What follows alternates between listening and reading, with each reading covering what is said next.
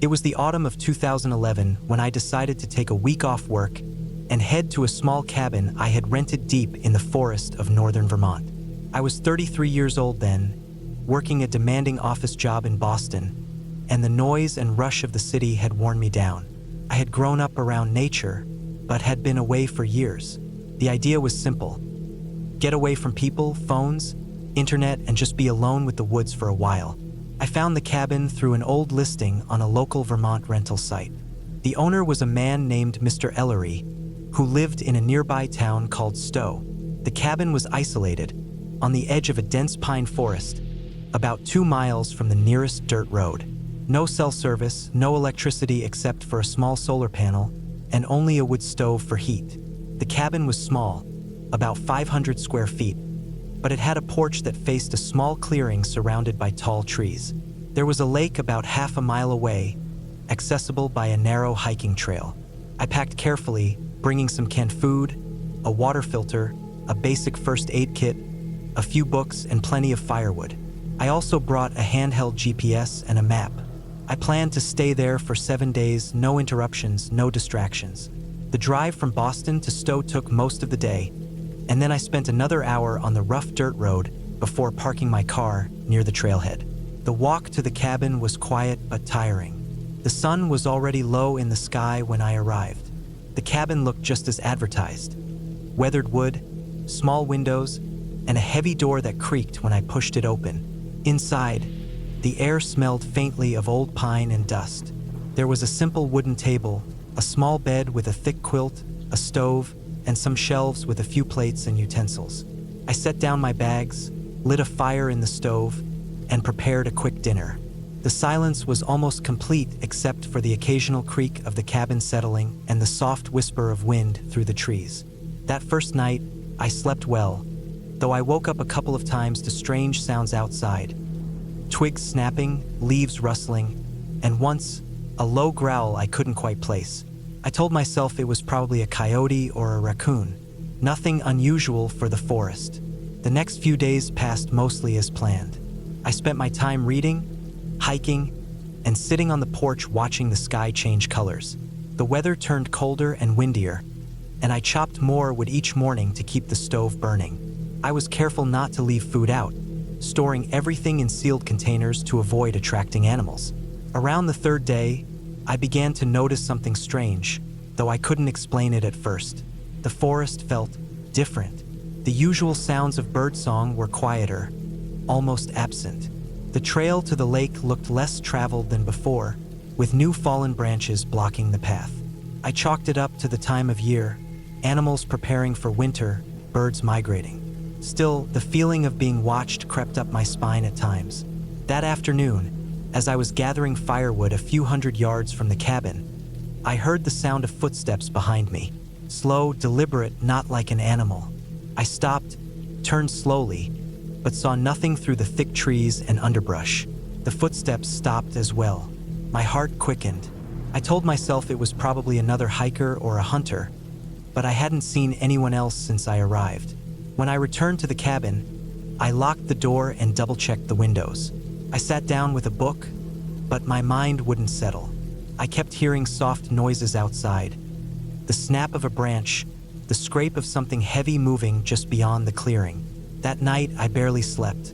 Every time I closed my eyes, I imagined shadows shifting outside, the crackling of sticks breaking. I lay awake, listening to the wind and the distant call of an owl. Around 3 a.m., I heard the sound of something dragging against the side of the cabin. Slow, scraping, deliberate. I froze, barely daring to breathe. The noise lasted for nearly a minute before fading away. The next morning, I found scratches on the wooden siding near the back porch. Deep, jagged marks that didn't look like they could have been made by any animal I knew. They were about a foot long and several inches wide, the wood torn and splintered. The skin on my arms prickled as I stared at them. I debated leaving right then, but the nearest road was still a 2-mile walk, and I had only just started the trip. I told myself it was probably a bear or some other wild animal that had passed through. Bears sometimes do damage to cabins when searching for food. Still, I hadn't left any food outside. That day, I stayed mostly inside, building up the fire, keeping close to the stove and away from the windows. I kept the axe near the door. I avoided the trails and barely looked outside. Every sound made me jump. The wind through the trees, a distant woodpecker, even the cracking of the firewood. On the fourth night, the noises started again. This time, more frequent. The dragging sounds returned, along with low thumping, like something heavy being moved or dropped repeatedly just outside. At one point, I heard a loud thud followed by a long scraping noise near the front porch. I stayed awake, gripping the axe tightly, every muscle tense. At around 2 a.m., I thought I heard something moving around the cabin. Something large. Heavy footsteps circling the building slowly. I didn't dare look outside, but I could feel the presence as surely as if someone stood right next to me. Eventually, the footsteps stopped, and the forest went silent. But I did not sleep after that. I stayed awake, fire burning low, waiting for dawn. When morning came, I took a deep breath and stepped outside cautiously. The ground around the cabin was disturbed. Deep prints pressed into the soft earth, bigger than any deer or bear tracks I had ever seen. They looked like boots, big, rough, and uneven. I scanned the trees around, but saw no signs of people. No camping gear, no fire pits, nothing. Just the footprints and some broken branches that looked like they had been snapped deliberately. I didn't know what to think. I was alone out here, miles from any other people, and someone had been outside my cabin in the dead of night.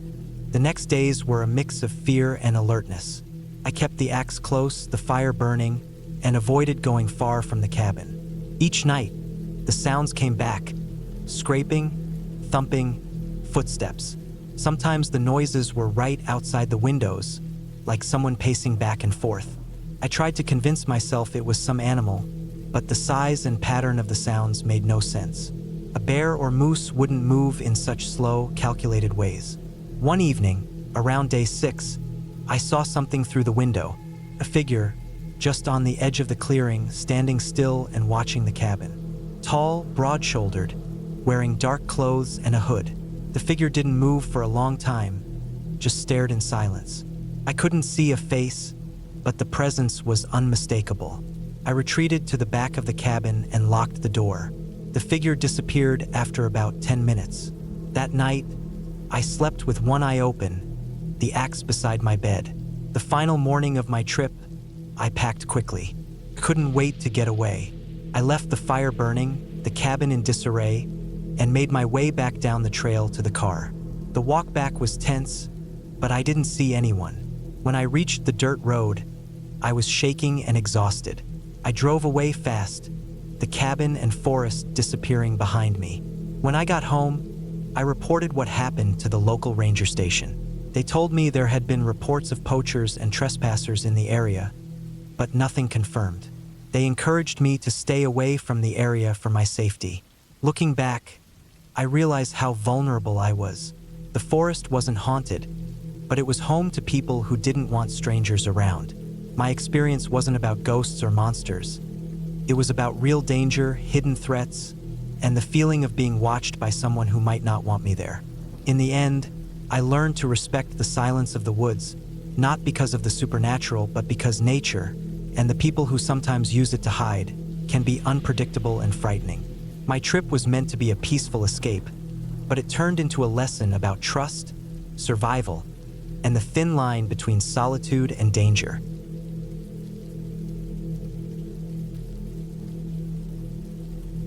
I rented the cabin in early September, just after the summer crowd had cleared out. It was tucked away deep in the mountains near Pinetop, Arizona, about 15 miles from the nearest town. I was 34 then, working remotely, burnt out from the city, and badly needed time alone. I'd found the listing through a small real estate site that dealt with privately owned cabins not tied to any of the big vacation platforms. The pictures showed an older but well-maintained wooden place with tall pines surrounding it, a small lake a few hundred feet out back, and no visible neighbors. That was exactly what I wanted: silence, stillness, no one around. The cabin was built in the late 60s. I checked the county records before booking it. It only had 2 owners before the current one, a guy named Wayne Ellison. I never met him. Everything was handled through a property manager who lived in Lakeside. I signed a 3-month lease, loaded up my car with gear, food, my laptop, and drove out there with plans to live simply and quietly while I figured out what to do with my life. It was already dark by the time I reached the place. I remember stepping out of my car and hearing nothing but the wind moving through the pines. No traffic, no barking dogs, no voices. That kind of silence feels weird at first if you're not used to it, like your ears are waiting for something to fill the space. I unpacked quickly, turned the heater on, and made a cup of coffee while looking out the back window toward the lake. The moon reflected off the water like a bent sheet of glass. The cabin was simple inside. 1 bedroom, a small kitchen, bathroom, and a main room with a couch, a desk, and an old stone fireplace that looked like it hadn't been used in a decade. Hardwood floors throughout, scratched and creaking underfoot. The place smelled faintly like dry pine, but there was also something older in the air, a kind of musty smell like old paper or clothes shut in a box for too long. I figured it came from the age of the place and didn't think twice about it. The first 2 weeks went by quietly. I worked in the mornings, hiked in the afternoons, cooked dinner over a little propane stove, read in the evenings. I didn't see another person the whole time. My phone barely had signal unless I stood in the far corner of the deck. The quiet grew on me. It was during the 3rd week that I found the crawl space. I was sweeping in the bedroom, just tidying up, when one of the floorboards near the far wall gave slightly under my foot. Not enough to make me stumble, but enough that I stopped. I went over it again, pressing down. Felt hollow beneath. That wasn't unusual, most cabins have crawl spaces, but the strange part was that it wasn't on the blueprints I had looked at. I double-checked them that night. There were no mentions of any kind of subfloor access or basement. The whole place was listed as having a simple pier and beam foundation with no usable space underneath. The next morning, I brought in a screwdriver and started prying the board up. It took effort, old wood swollen from years of temperature changes, but eventually I worked one of the floorboards loose. Beneath it, there was a dark gap. I grabbed my flashlight and shined it down.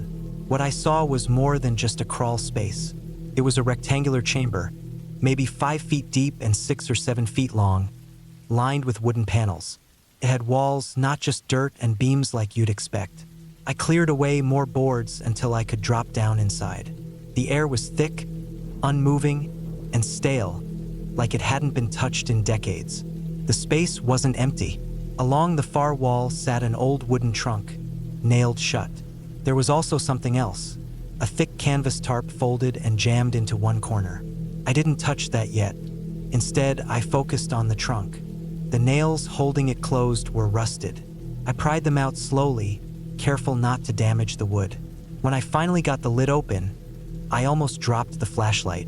Inside were clothes, men's clothing from the 1970s by the look of them, folded neatly, layered with newspaper pages between each item.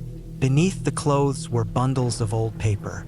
Not just newspapers, but loose pages, photographs, and small notebooks. I brought the items up one by one and laid them out on the bedroom floor. I didn't open the notebooks right away. I started with the photos. Most of them were faded Polaroids. Forest shots, pictures of a lake, pictures of the cabin from different angles. But some were more unsettling. One showed a man standing near the lake holding a shovel. Another showed a deep hole freshly dug. One of the notebooks, when I finally opened it, had page after page of scribbled dates and times. No context, just entries like July 3 to 11:52 p.m., July 4 to 3:14 a.m., July 7 to 2:01 a.m. It went on for pages. No explanations, no names. Another notebook was filled with short notes like, "Heard it again," "Sound behind the wall," "Third night," "Scratching near the vents." The handwriting was tight, rushed, sometimes difficult to read. I stayed up late going through all of it. By midnight, I had pieced together something that made me feel sick. Whoever had lived here before, maybe the second owner or even the first, had either gone slowly insane or something had happened to him that he couldn't explain. The entries hinted at paranoia, at strange sounds, glimpses of movement outside the windows at night, and thoughts that someone or something was watching him. The last entry in the final notebook simply read, "I covered it up, nailed it shut, but it's still there. If you find this, don't open the tarp." I didn't sleep that night. I left the notebooks on the table and locked the bedroom door behind me like that would make a difference. I stayed up listening to the woods, the wind in the trees, the house groaning as it settled. At some point, I fell asleep on the couch with the flashlight still in my hand. The next morning, I went back into the crawl space. Against every bit of instinct I had, I pulled the tarp out of the corner. It was wrapped around something heavy. It took both arms to drag it fully into the light. I could feel hard edges under the fabric. When I peeled it back, I found what looked like a long, narrow wooden box, a kind of handmade crate. It was stained and scuffed, and the top had been screwed shut with a dozen old wood screws. I hesitated for a long time, then went out to my car and grabbed a ratchet. It took 10 minutes to get all the screws out.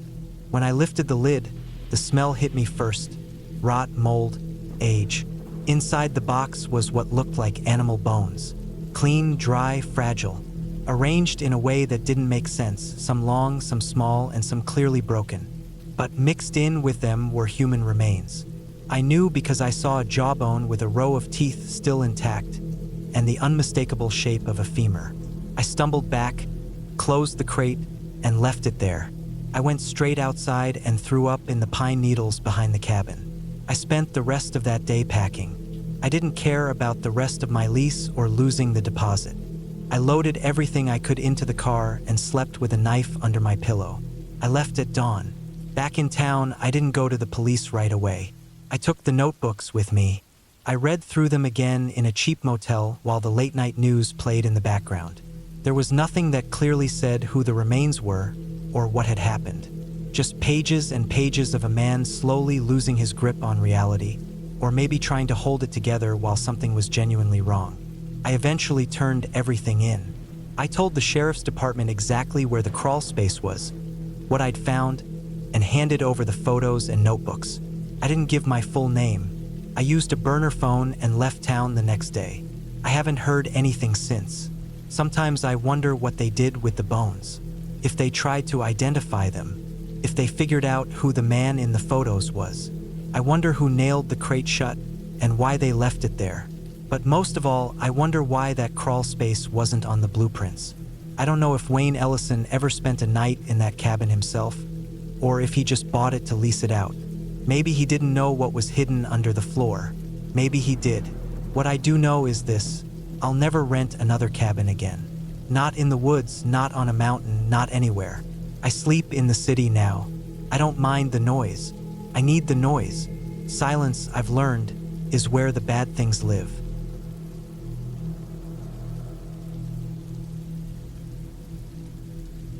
I was 32 when I decided to take time off from work and disappear into the woods for a while. It was the fall of 2016, and I had just ended a 7-year relationship, burned out at my job, and felt like I was walking around with weights on my chest every day. I needed to breathe again. I figured I'd rent a cabin far from the city, unplug from everything, maybe spend 2 or 3 weeks with nothing but trees, water, and silence. I picked a place in northern Minnesota, right near the border with Canada. It was a small wooden cabin on the edge of a lake called Otterhead Lake. There was another cabin across the lake, barely visible through the trees, but I was told by the owner that it had been vacant for years. The place had no cell service, no internet, and the only way in or out was a gravel road that ran through forest for miles. That's what I wanted. Quiet. The first few days went by peacefully. I spent my time reading, chopping wood, and fishing off the dock. The water was cold and still, with a thin mist always hanging over it in the early mornings. At night, the only sounds I heard were loons calling and the occasional wind through the pine trees. I felt more relaxed than I had in years. I slept deeply for the first time in months. One morning, maybe 5 days into the trip, I woke up to find a canoe floating near my dock. It wasn't mine. Mine was tied up where I'd left it, but this one was older looking, metal, with chipped green paint and a wooden paddle sitting inside. I figured someone might have lost it from a nearby campsite or something. The lake was about a mile wide and shaped kind of like a kidney bean, so it was possible it had drifted from one of the smaller cabins around the bend. I pulled it up on shore and left it there.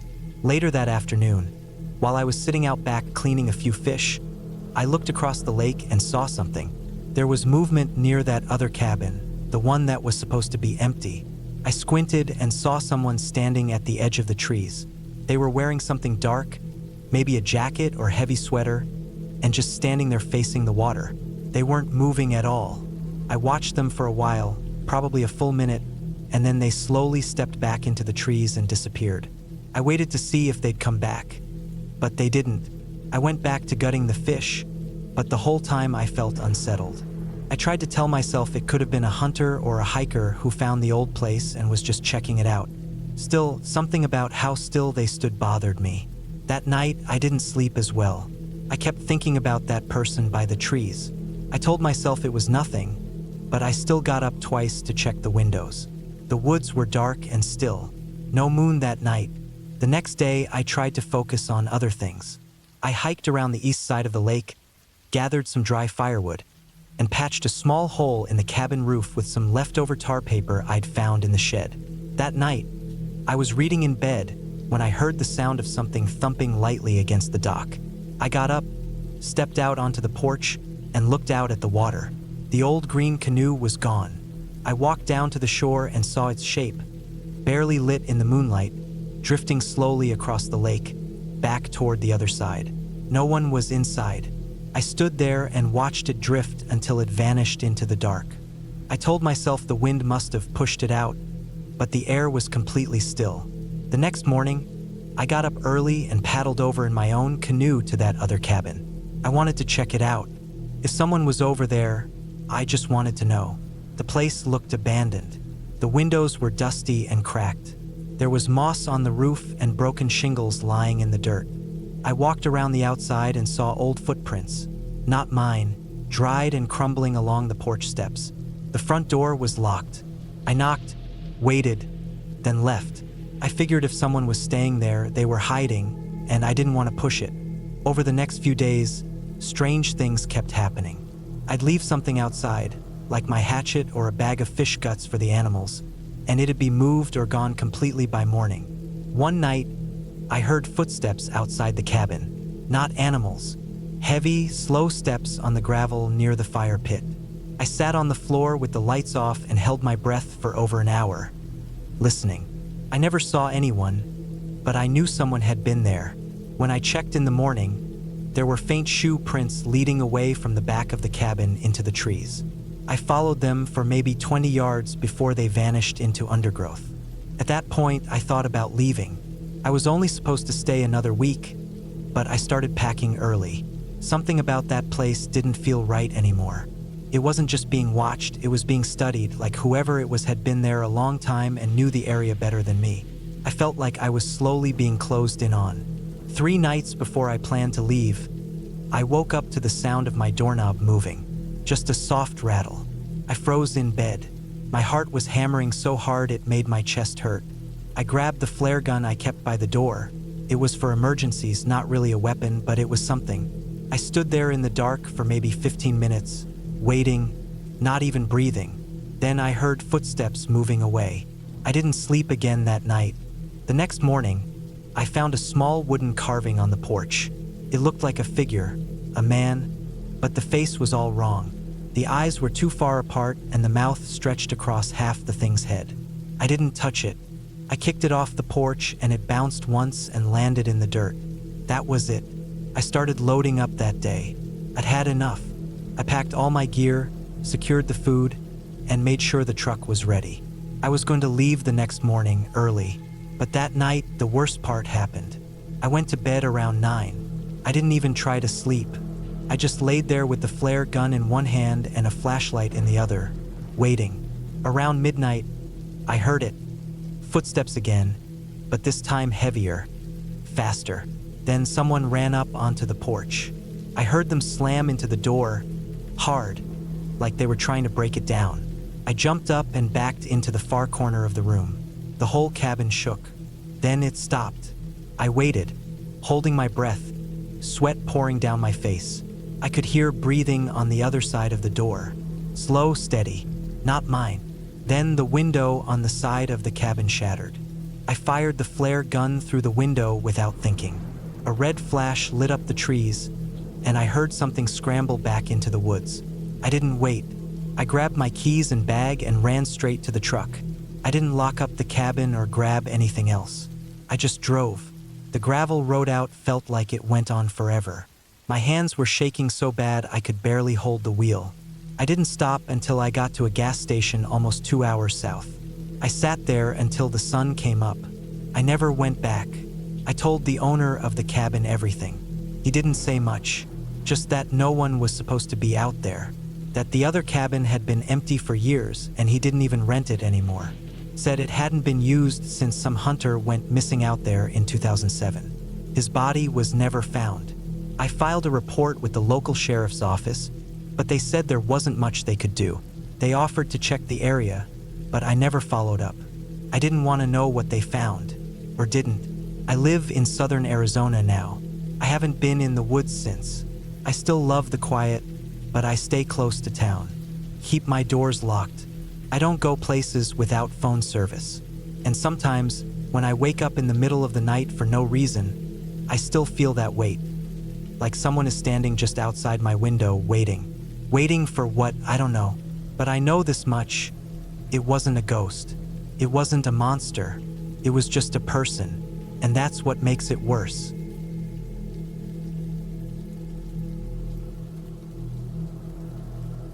I wasn't really looking for trouble. I just wanted to get away from everything.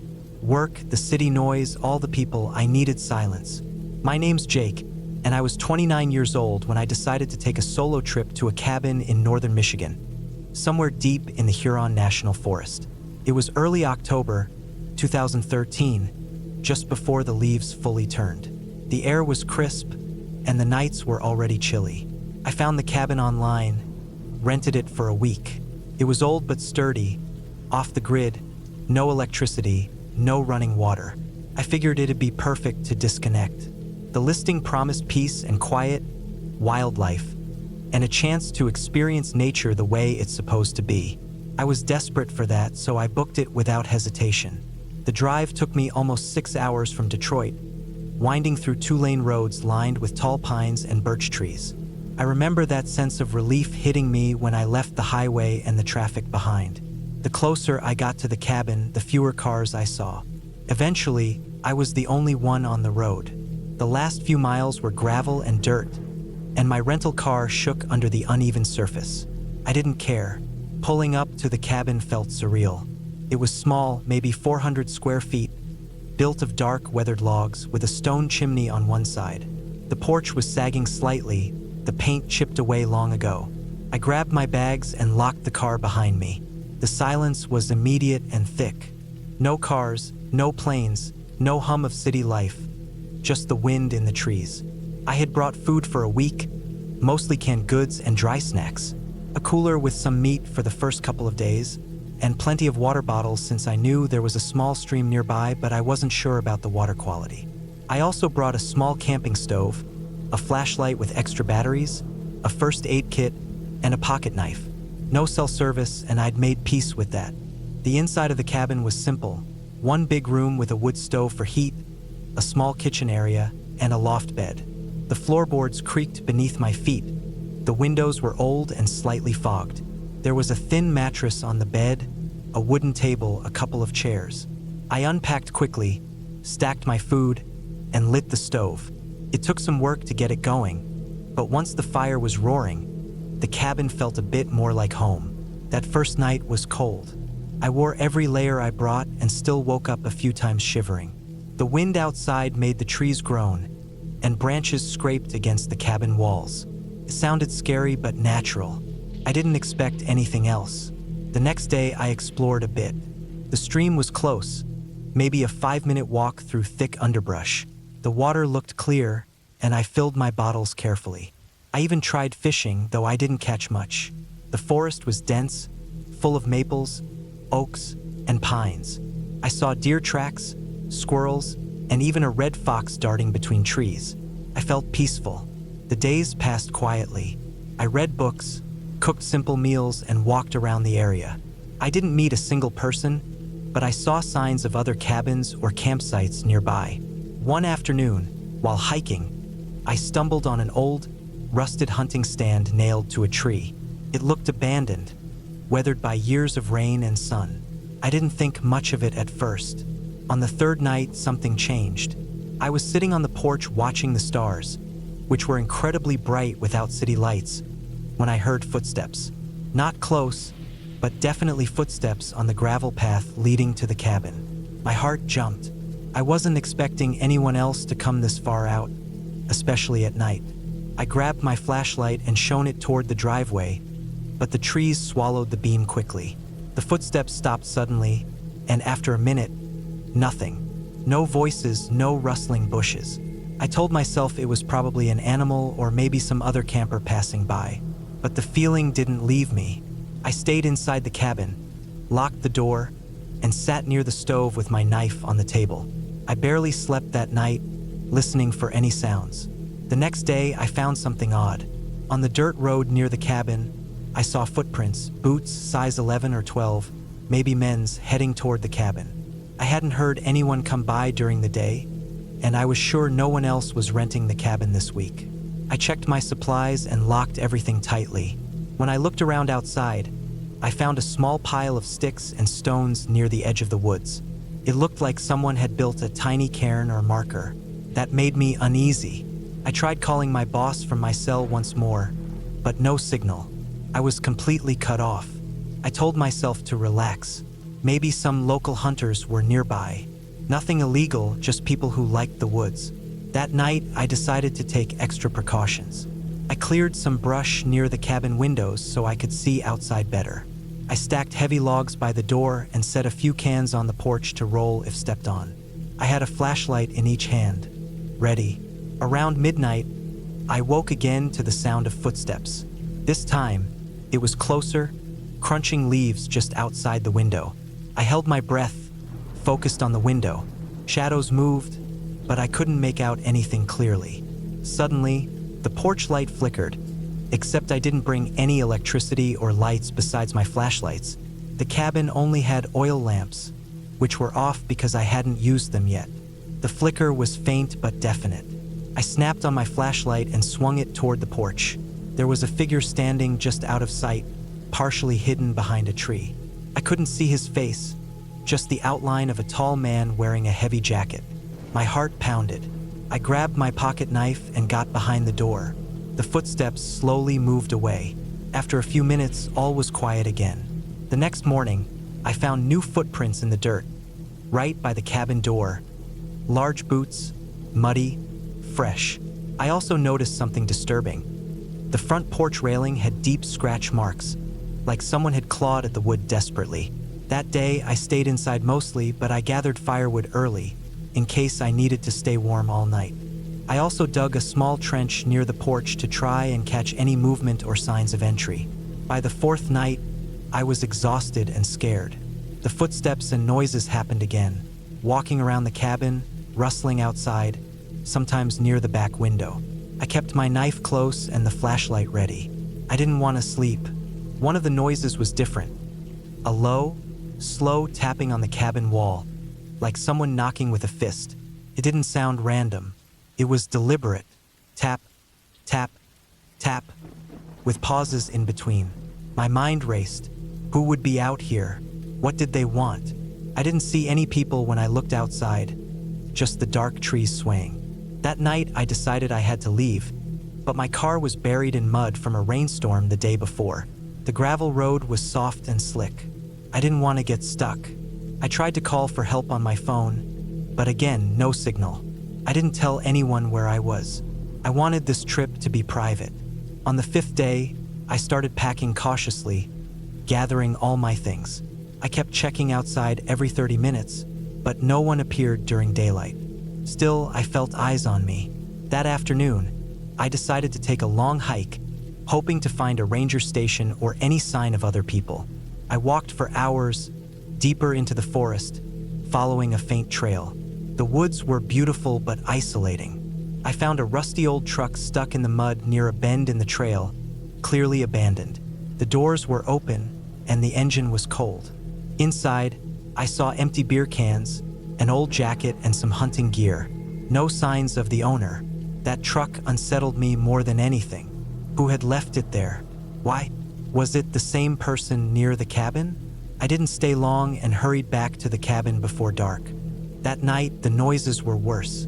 Footsteps pacing, the tapping on the wall, and something new. Faint voices far away, muffled but definitely human. I strained to hear, but couldn't make out words. I realized the person or people had been nearby all along. I stayed awake all night, gripping my knife and flashlight. When dawn finally came, I was so relieved I almost cried. The next day, I found tire tracks near the cabin, matching the truck I'd seen on the trail. The tracks circled the cabin once and then disappeared into the forest. I marked the spot with sticks. I knew I couldn't stay another night. The feeling of being watched was suffocating.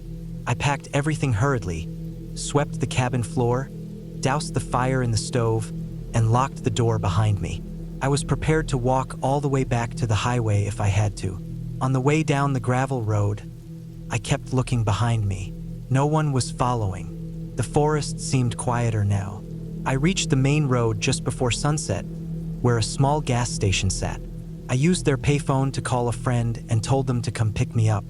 I didn't want to explain why I was leaving so suddenly. When I finally left that forest behind, I felt a weight lift off my chest.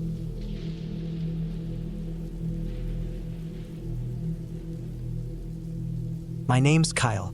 This happened in late October of 2017. I was 32 back then. I lived in Southern Oregon most of my life and liked to take short trips to clear my head, especially when work got too stressful. I worked as a mechanic at a shop near Grants Pass. That fall, things had been rough. I'd just gotten out of a long relationship. My brother had moved to Idaho, and my boss kept piling work on me since we were short-staffed. I needed space. I needed quiet. I needed to get away for a weekend. I planned to spend 2 nights alone up in the Siskiyou Mountains, west of a little place called Selma. I found a small, off-grid hunting cabin for rent on a lesser-known website. It wasn't listed on Airbnb or any of the big sites, which probably should have been a red flag, but it looked fine. Just a one-room log cabin with a cot, a propane heater, and an outhouse about 30 yards away. The guy who listed it gave GPS coordinates and said I'd need a high-clearance vehicle to get there. No cell service, no running water. That was perfect. I wanted quiet. I wanted nothing. I packed up Friday morning. Just canned food, water jugs, my .38 revolver, a sleeping bag, and a few other basics. I drove a 2007 Tacoma with a lift kit, so the terrain wasn't a problem. I left work early and headed out around noon. The drive took about 2.5 hours from my place, most of that on narrow logging roads. After a while, I had to slow way down because of the ruts and overgrowth. There were no signs, just endless trees, damp dirt, and old tire tracks that faded the deeper I went. But the GPS took me exactly where I needed to be. The cabin sat on a little clearing tucked into a slope. The place looked older than I expected, almost like it hadn't been used in a while. Moss clung to the edges of the roof. A rusty metal chimney stuck out crookedly from the back corner. The door wasn't locked, just had a simple hook latch. Inside was basic but clean enough. One cot with a foam pad, a little fold-out table with 2 chairs, a wood-burning stove in the corner that wasn't part of the listing, and a crate with some old canned food. I didn't touch any of that. The place smelled a little like wet pine and stale dust. I cracked the one small window to air it out and dropped my gear by the cot. By the time I got settled, the sun was already low. The trees around the clearing were tall and thick, so even early evening felt like twilight. I made some canned chili over a little camp stove, sat outside on the steps, and ate while watching the trees. It was quiet, really quiet, not a single plane overhead, no distant highway sounds, just wind and the occasional creak of the trees. It was exactly what I needed. That night, the cold set in fast. I fired up the propane heater but kept it low. I'm always paranoid about CO2. I kept the window cracked, pulled on a thermal layer, and tucked into my sleeping bag. I didn't sleep much. Not because of the cold or noise, I just never sleep well the first night out anywhere. Every sound outside grabs your attention. Twigs snapping, wind shifting. Once I swore I heard something brush against the wall behind the cot, but I told myself it was just a branch or an animal. That's the downside of being alone. Your brain fills the silence. I got up around 6 a.m. the next day. Fog hung low in the clearing, and everything was damp. I walked the perimeter of the area, not far, just to stretch my legs and see the surroundings. There wasn't much, just forest and slope.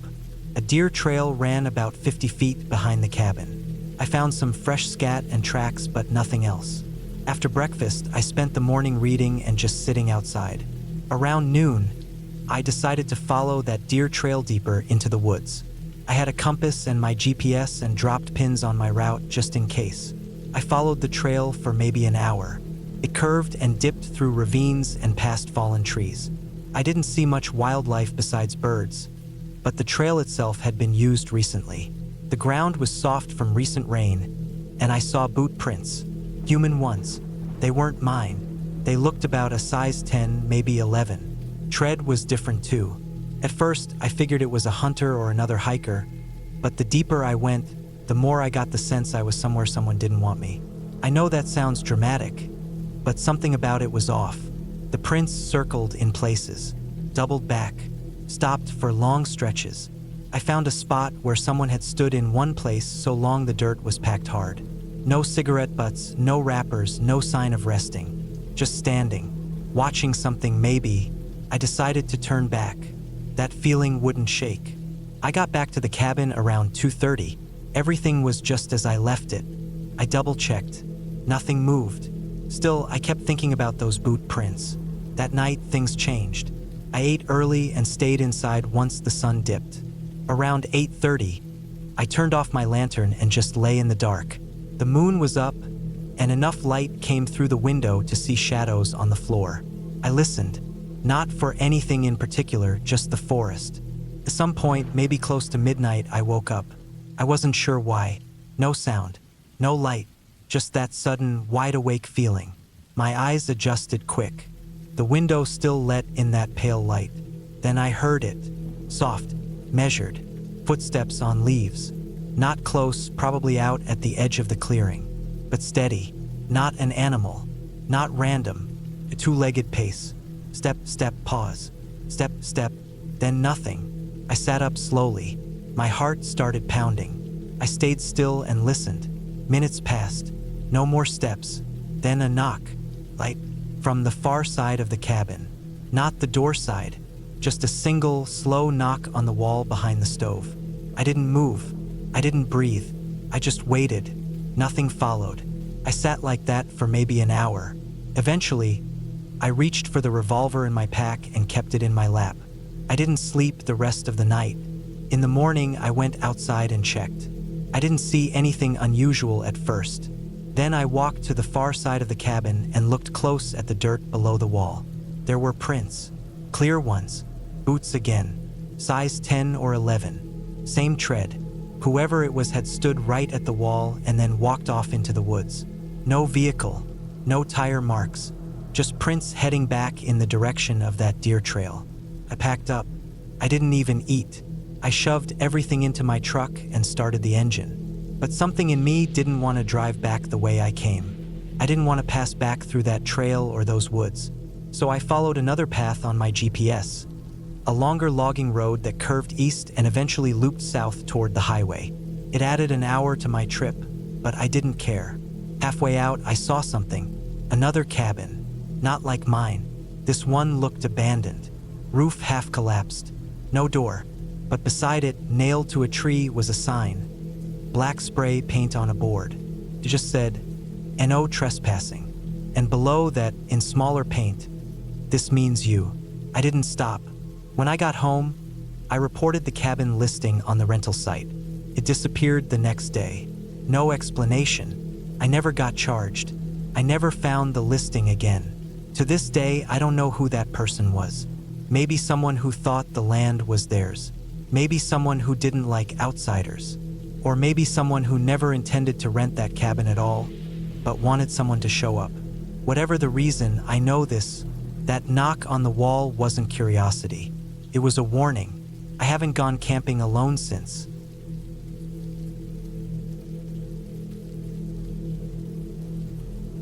I never planned to spend a week alone in the woods. Honestly, the idea of getting away from everything was appealing at first, but it turned into a nightmare I won't forget for a long time. It was the summer of 2018 when I decided to rent a cabin in Pine Ridge, a remote part of northern Michigan. I was 32 years old, working a job that never let me breathe. I was tired, burned out, and desperate for a break. The cabin was advertised as off the grid and perfect for solitude. I wanted nothing more than silence, away from phones, emails, and city noise. The drive up was long. I left early in the morning, the roads winding through endless pine forests that seemed to go on forever. The sun was bright, but the temperature was cool under the shade of the towering trees. The GPS signal disappeared about 20 miles from the nearest town, and I had to rely on printed directions from the cabin owner. The last few miles were on gravel roads so rough I had to slow to barely 15 miles per hour. When I pulled up, the cabin looked exactly like the photos. A small wooden house, dark stained, with a pitched roof and a little porch. There was a woodpile stacked neatly beside it and a rusty old pickup truck parked out front. Felt quiet, too quiet. The first thing I noticed was how still the air was. There was no breeze, no birdsong, no sound at all except for the crunch of gravel beneath my tires. I unlocked the door and stepped inside. The cabin smelled of old wood and a faint hint of mildew. The interior was simple. A small kitchen with a propane stove, a living area with a couch and a wood-burning stove, and a bedroom with a narrow bed. I set my bags down and went outside to gather firewood. The woods stretched behind the cabin, dense and green. The sun was dipping low, casting long shadows. I wanted to get the fire going before dark. As I chopped wood and stacked it, I noticed something odd. The woods around the cabin were unnaturally quiet. No squirrels scampered, no insects buzzed. Even the wind seemed absent. I chalked it up to the isolation. That night, after dinner, I sat by the fire and read a book. The cabin felt cozy, but I couldn't shake the feeling that I was being watched. Every so often, I thought I heard a twig snap outside, but when I looked, nothing was there. I told myself it was just my imagination. The first night passed without incident. The wood stove kept the cabin warm, and I slept in spite of the eerie quiet. The next day, I explored the area around the cabin. A narrow dirt path led deeper into the woods, and I followed it for about a mile. The forest was thick with trees and underbrush, and the sunlight filtered down in dappled patches. I found an old, rusty metal sign nailed to a tree, but it was too weathered to read. On the way back, I thought I heard footsteps behind me. I stopped and looked around, but there was no one there. Quickened my pace, heart pounding. Back at the cabin, I locked the doors and windows. The thought of someone nearby made me uneasy.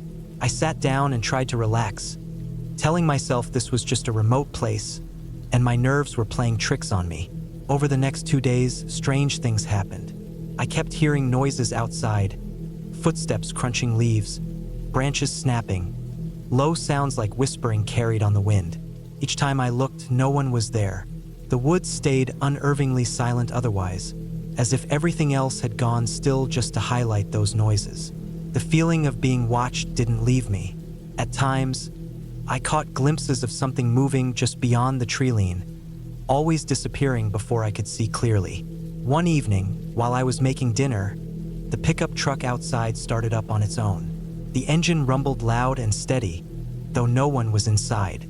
I rushed outside, but the truck was empty, keys still in the ignition. My heart raced as I locked it and pushed it further from the cabin. Sleep became difficult. Every creak of the cabin, every snap of a twig in the night, felt amplified.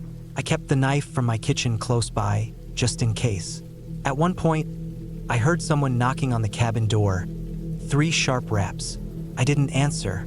When I looked through the window, no one was there. On the 4th night, the noises escalated.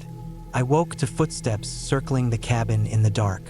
The shadows around the cabin felt alive, shifting and moving just beyond the porch light. I stayed in bed, clutching the knife, too scared to move. In the morning, I found strange marks on the porch. Scratches in the wood that looked like claws or something sharp. The woodpile was knocked over, and some of the firewood was missing. I considered leaving but realized my phone had no signal, and the nearest town was an hour's drive back. The gravel road might be dangerous to drive on at night without any light besides my car's headlights. That day, I searched the cabin for any sign of how someone might be getting in. The windows had locks, the door was sturdy. Still, I found a small hole under the floorboards near the bedroom wall, big enough for a person to crawl through. I didn't hear anything under the floor before, but the discovery made my blood run cold. The night after that, I set up makeshift alarms around the cabin. Tins tied to strings stretched between trees to catch any movement. I stayed up late, watching and listening. At about 2 a.m., the alarms began clanging. I grabbed my knife and flashlight and stepped outside. The woods were dark and still, but I heard heavy breathing close by. The smell of something foul was in the air, like rotten meat or old sweat. I shone my flashlight into the trees but saw nothing but shadows. Then I saw footprints, muddy, booted footprints, leading away from the cabin and disappearing into the forest. They were fresh. My mind raced. Who was doing this? Were they watching me for days? Why? The next morning, I called the cabin owner from a payphone in the nearby town and told him I was leaving. He sounded surprised but agreed to refund my money. I packed quickly and left before sunset. Driving back, I kept glancing in my rearview mirror, half expecting to see a car or figure following me through the dark forest roads. But nothing came. When I finally reached town and had phone service, I called the police and reported the incidents. They said they'd send someone out to check the cabin, but I never heard back. I don't know if they ever found anything. In the years since, I've tried to forget that week. But sometimes, when I'm alone at night, I think about those footsteps outside my window and the claw marks on the porch. I wonder if whoever was out there is still watching. I know the truth. It wasn't ghosts or monsters, just a person.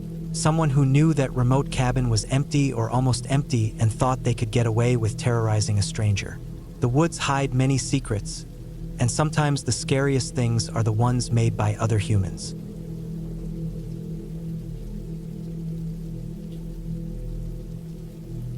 It was the summer of 2008 when I decided to take a break from the noise of city life.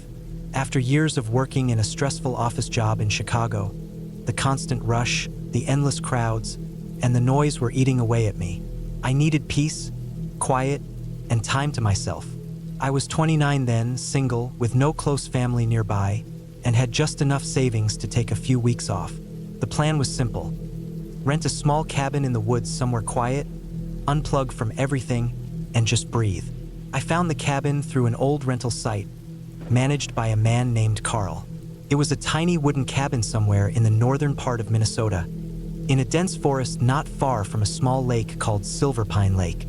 The photos showed a simple 2-room cabin with a wood stove, a small kitchen, and a porch overlooking the trees. The cabin was off the grid. No electricity, no internet, and no cell phone reception. That was exactly what I wanted. No distractions, just nature. I arrived on a late July afternoon, driving my old, beat-up Subaru through miles of narrow gravel roads lined with thick pine trees. The smell of fresh pine and damp earth filled the air as I turned the last corner and saw the cabin for the first time. It looked just like the pictures. Weathered wood, moss growing on the roof, and a small dock leading down to the lake. I parked my car near the porch, grabbed my bags, and stepped out into the warm, quiet air.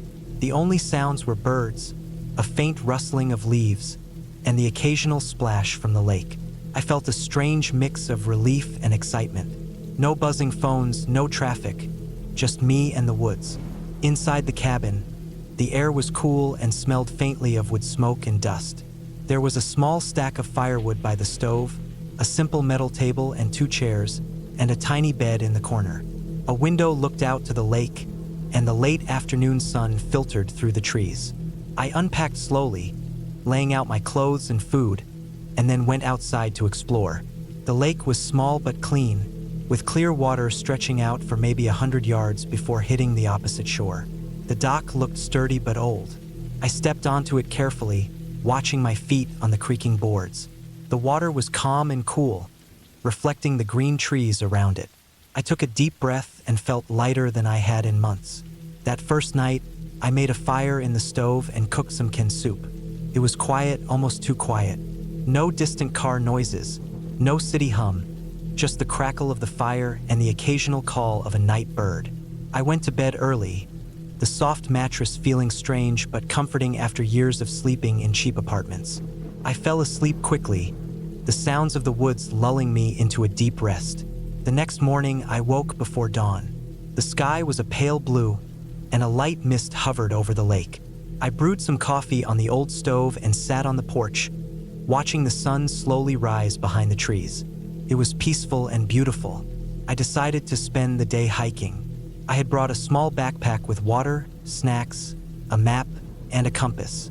No phone or GPS, I wanted to do this old-fashioned. I followed a faint trail that led away from the cabin and deeper into the forest.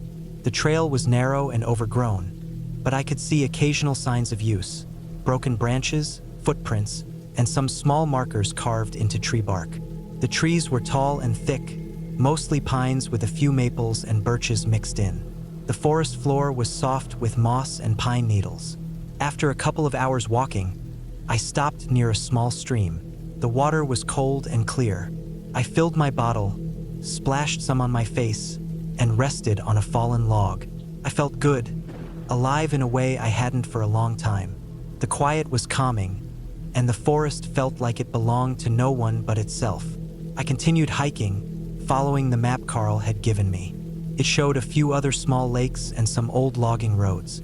I was curious to see what I could find. The sun climbed higher, and the temperature rose. I could hear birds, but no other people. The forest was vast and empty. As afternoon came, I decided to head back. I was careful to note landmarks: a large rock shaped like a rough triangle, a cluster of birch trees leaning to one side, and an old broken fence post. The hike back was peaceful, but I felt a subtle shift in the air. The shadows grew longer, and the forest became quieter. I shook off the feeling. Maybe it was just fatigue. When I got back to the cabin, the sun was starting to set. I cooked some pasta on the stove and sat on the porch watching the sky turn orange and pink. It was the kind of beauty that made you forget everything else.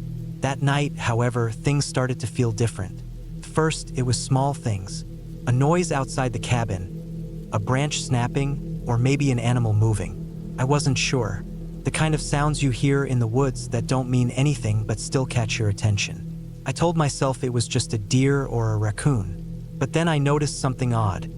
Some footprints near the edge of the clearing where the cabin sat.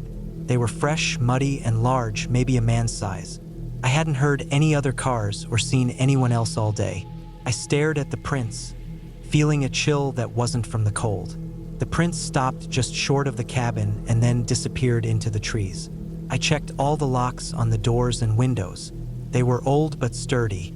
Still, the idea that someone might have been near the cabin while I was out alone unsettled me. I decided to stay up late that night, sitting by the stove with a flashlight and a baseball bat I found in the trunk of my car.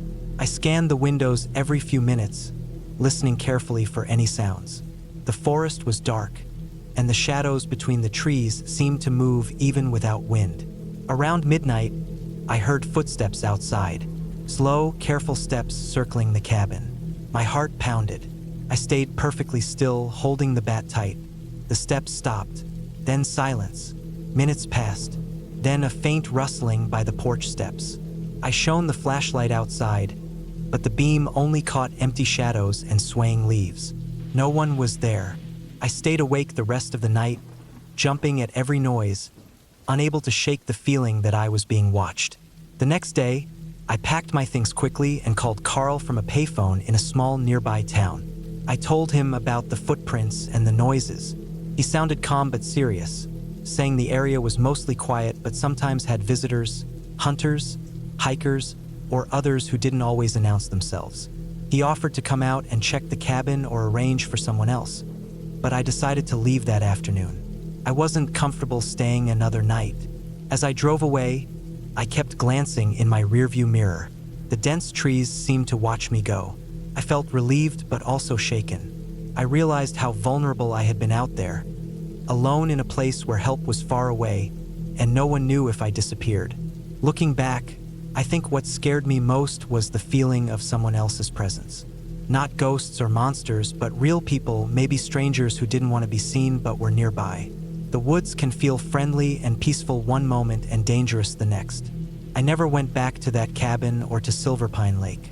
I sometimes think about it, the stillness, the beauty, and the fear. It taught me how important it is to be careful, to respect the wild, and to trust your instincts when something feels wrong.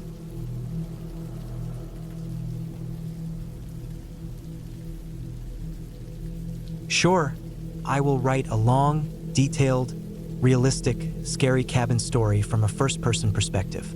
It will be based on a random scenario, set in a believable location with changed details, and it will have a clear and satisfying ending.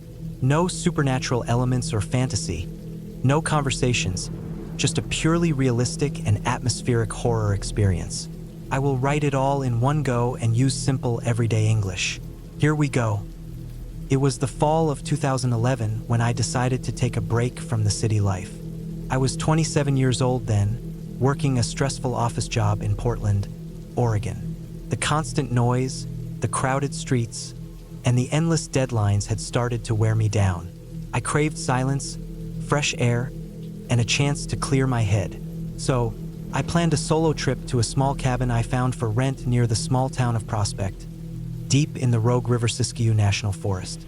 The cabin was a modest, rustic wooden structure nestled beside a narrow river that twisted through towering pines and oaks. It was about 15 miles off the main highway, down a dirt road that grew rougher and more overgrown the farther I drove. The moment I left the last patch of pavement, the hum of engines and the chatter of people faded until there was only the sound of my tires crunching on gravel and the wind through the trees. I arrived just as the sun was dipping low, casting long shadows through the forest. The cabin looked exactly like it did in the photos online. Weathered, with dark wood walls and a steep metal roof, covered in patches of moss and dried leaves. A small porch wrapped around one side, and a rusty metal fire pit sat out front. The river ran fast and clear just 50 feet away, the sound of water rushing over rocks both soothing and lonely. Inside, the cabin was sparsely furnished but clean. A wood stove sat in the corner, with a stack of chopped firewood beside it. There was a tiny kitchen area with a gas stove, a small fridge, and a table. The bedroom had a narrow bed with a thin mattress, a dresser, and a single window that looked out at the trees. There was no internet or cell signal, which was part of the appeal. I wanted to disconnect completely. The first night passed without incident. I built a fire in the stove, cooked some canned chili, and settled in with a book. The silence outside was almost overwhelming, broken only by the occasional hoot of an owl or the rustle of leaves. I slept fitfully but woke up feeling calmer than I had in months. The next day, I set out to explore. There was a small hiking trail that started just behind the cabin, winding through the forest alongside the river. The air was crisp and cool, the ground covered in thick layers of fallen leaves. The sky was a pale gray, hinting at rain. As I walked, I noticed how quiet everything was. No birdsong, no insects, just the soft crunch of leaves underfoot and the river's murmur. After a couple of hours, I returned to the cabin, tired but refreshed. I lit the stove again, made some tea and settled down. But as evening came, an uneasy feeling crept in. Something about the stillness felt different, like the woods were holding their breath. I tried to shake it off, telling myself it was just the loneliness. That night, I heard the first strange sound. It was faint at first, a slow scratching noise coming from outside near the porch. I froze, listening closely. The scratching continued, slow and deliberate, like nails dragging across wood. I grabbed a flashlight and stepped outside, shining the beam around the porch and into the dark forest beyond. There was nothing there. I checked the firewood pile but found no sign of anything unusual. The scratching stopped as soon as I stepped outside. I shrugged it off, convinced it was probably just a branch rubbing against the cabin or a small animal. But the next morning, I noticed that several pieces of firewood had been scattered away from the pile. Some looked chewed on with fresh tooth marks. The hairs on the back of my neck stood up. I kept reminding myself I was in the middle of the woods, so wildlife was to be expected. Still, something felt off. Over the next 2 days, the strange noises and signs of activity increased. At night, I heard footsteps circling the cabin, slow and heavy, pacing back and forth. The scratching returned, sometimes louder, sometimes closer. One night, I woke up to the sound of something banging on the door. A heavy, dull thud repeated 3 times. I sat up, heart racing, staring into the dark. I wanted to believe it was a branch falling in the wind or a raccoon, but the noise felt too deliberate. During the day, I found fresh animal tracks near the cabin. They were large and clawed, too big for a raccoon or fox, but not quite like the deer tracks I saw farther out. They circled the cabin and led into the woods, disappearing into thick underbrush. The local ranger I spoke with before my trip had warned me about black bears and mountain lions in the area, but I never imagined anything would come so close to the cabin. I was careful to keep food inside and locked away, but the feeling of being watched grew heavier. One afternoon, while fetching water from the river, I caught sight of a large shape slipping through the trees. It was big, bulky, and moved silently. My first thought was a bear, but the way it moved didn't quite fit. It paused for a moment in a clearing, silhouetted against the gray sky, and I caught a glimpse of broad shoulders and a hunched gait. It vanished into the woods before I could react. That night, I barely slept. The sounds outside grew louder and closer, and I kept hearing low growls mixed with the scratching. The firewood pile was completely scattered, and deep scratches marked the porch steps. I couldn't tell if whatever was out there was trying to scare me off or was simply curious. By the 4th day, I decided I had to leave. The isolation had become unbearable, and the feeling of being hunted was too real. I packed my things slowly, double-checked the cabin for any signs of damage or entry, and made sure everything was locked up tight. As I prepared to drive back down the dirt road, the sky opened up in a heavy rainstorm. The dirt turned to thick mud, making the road slippery and difficult. I had to take it slow, gripping the steering wheel tight as the tires slipped on the wet surface. Halfway down, the headlights caught a figure standing at the edge of the road. It was a man, tall and wearing dark clothes, his face obscured by shadows. He didn't move as I approached, just stood there silently, blocking the way. I slammed on the brakes and honked the horn, but he didn't flinch. Panic surged through me. I threw the car into reverse, spinning the wheels in the mud. The man still didn't move. I tried to back up faster, then shifted into drive and sped forward, nearly hitting him as he stepped aside at the last moment. I didn't look back. The storm pounded on the roof, and my heart raced as I fought the mud and rain all the way back to the highway. Once I reached the paved road, I breathed a sigh of relief and kept driving until I was back in town. Later, I learned that the man I saw was a local known for stalking travelers on the forest roads. Several reports had surfaced about him intimidating campers and hikers, sometimes vandalizing their gear or stealing supplies. The rangers had tried to catch him, but he always disappeared into the woods. Reflecting on my time at the cabin, I realized that the strange noises and markings might have been the work of this man or his dogs. The heavy footprints, the circling around the cabin, the scratches on the porch, all signs someone had been watching me closely. I never went back to that cabin. The isolation, the loneliness, and the sense of being hunted stayed with me long after I returned to the city. The forest wasn't a peaceful escape. It was a place where danger could hide, watching silently from the shadows. I learned to respect that silence and to trust my instincts when something felt wrong.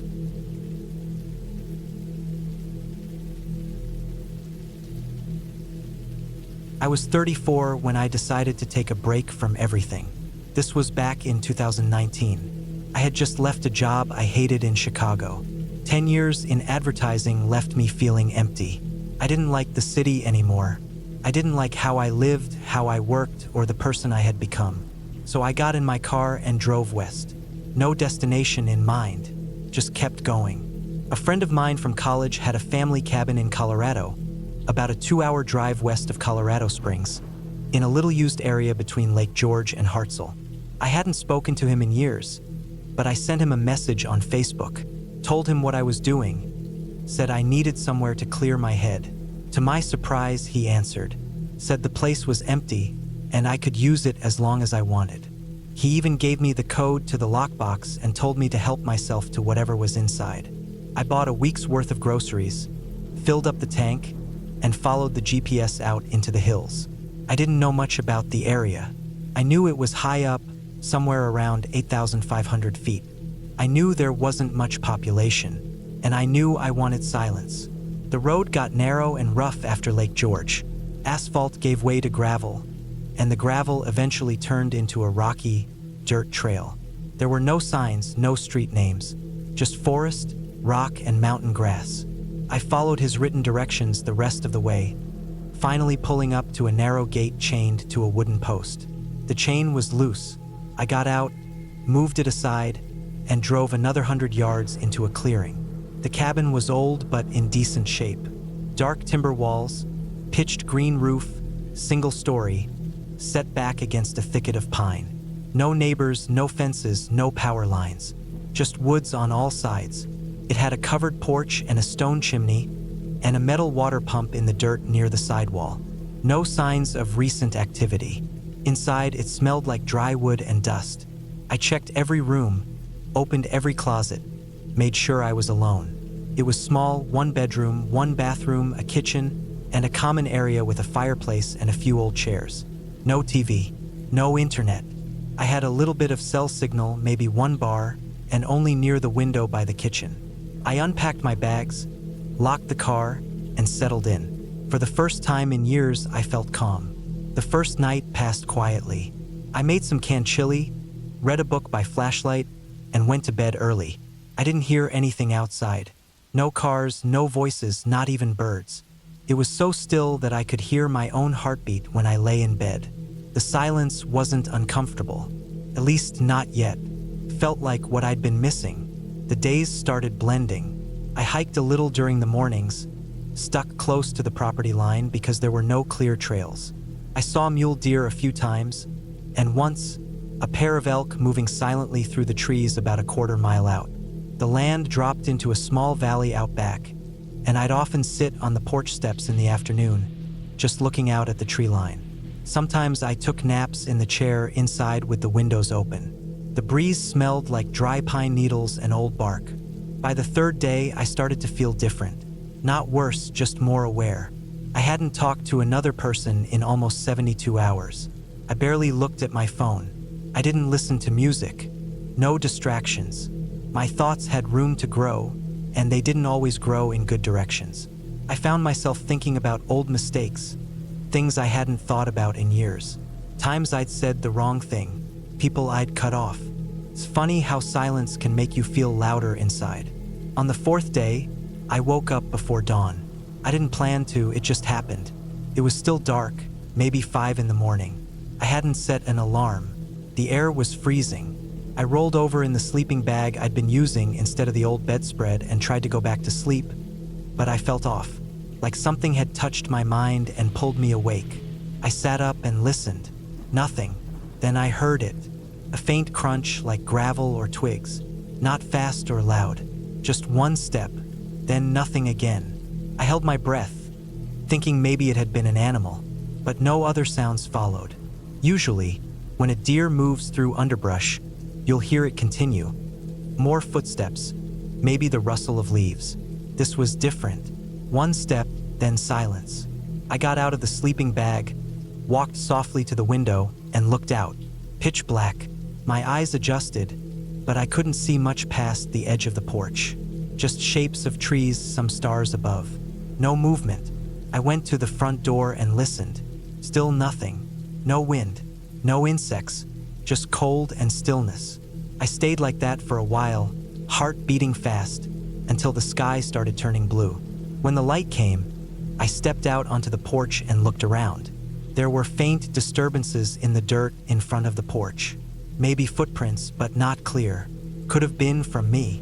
Could have been anything. That afternoon, I hiked out behind the cabin again. I followed a game trail that led downhill through the woods. I wanted to get away from the cabin for a bit, clear my head.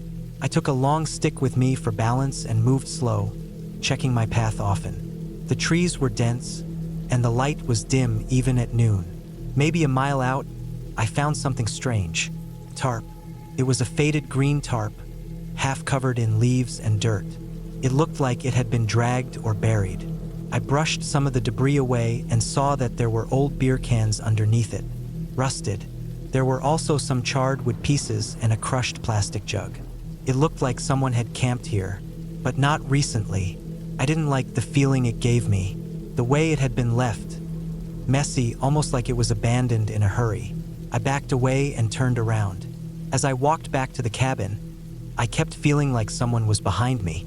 Every time I stopped, the forest seemed to hold its breath. I told myself it was just my imagination. That night, I locked the door, double-checked the windows, and kept the hatchet I found in the shed by my bed. I barely slept. Every creak made my muscles tense. I thought I heard footsteps again, this time on the porch, but when I looked, nothing was there, just cold air and moonlight. The fifth day was worse. I walked around the property in daylight, looking for anything I might have missed. That's when I found the mark. Near the back of the cabin, where the trees start again, I saw a small tree with bark missing. At first, I thought it was from an animal, but the edges were too clean. I looked closer. It was a symbol, a crude X, carved deep into the bark. Below it, a few lines like slashes. It didn't mean anything to me, but it didn't look natural. I checked my phone, tried to look it up. No signal this time. I started feeling watched. Not just nervous, but actually observed. Like someone was out there, hiding behind the trees, waiting. That night, I didn't sleep. Around 2 a.m., I saw something move near the tree line. I only caught it because the moonlight lit the clearing. A figure, human-sized, not walking, just standing. I froze. I didn't want to turn the lights on or open the door. I crouched near the window and watched. It didn't move. I blinked, and it was gone. I didn't dream. I was wide awake. I stayed there, crouched with the hatchet until morning. By day 6, I wanted out. I packed most of my stuff, stuffed it into the car, and planned to leave early the next morning. The idea of driving that road at night made me hesitate, but I figured I could sleep a few hours and leave at first light. Around 4 a.m., the sound came again, but this time it was at the back door. There was a soft thud, not a knock, just pressure. Then another. I crept to the hallway, holding the hatchet. The back door had no peephole. I stood there, frozen, afraid to breathe. Then I heard it. The door handle turned. Not quickly, slowly. Someone was trying it. Then silence. After 5 minutes, I moved forward and peeked through the kitchen window. Nothing, but I could feel it. Someone was still out there. When the sun rose, I got in the car and drove. I didn't even go back inside. I just left. I didn't stop until I hit the main road. I didn't eat, didn't drink, didn't even look in the mirror. I stayed in a motel in Colorado Springs that night. Locked the door, kept the lights on, slept maybe an hour. The next day, I called my friend, told him everything. He went quiet for a minute, then said that years ago, someone had squatted on the land behind the property, built a little shack in the trees. Police had removed him. No one knew who he was or where he came from, just some man who didn't want to be found. I didn't go back. I didn't ask for more details. Even now, years later, I still think about that figure, the one I saw near the tree line. I still think about the handle turning in the dark and the crude symbol carved into the bark. I wonder if someone had been watching me the whole time, waiting, seeing if I'd stay longer, seeing if I'd let my guard down. I don't go into the woods alone anymore. I don't stay in remote cabins. I keep the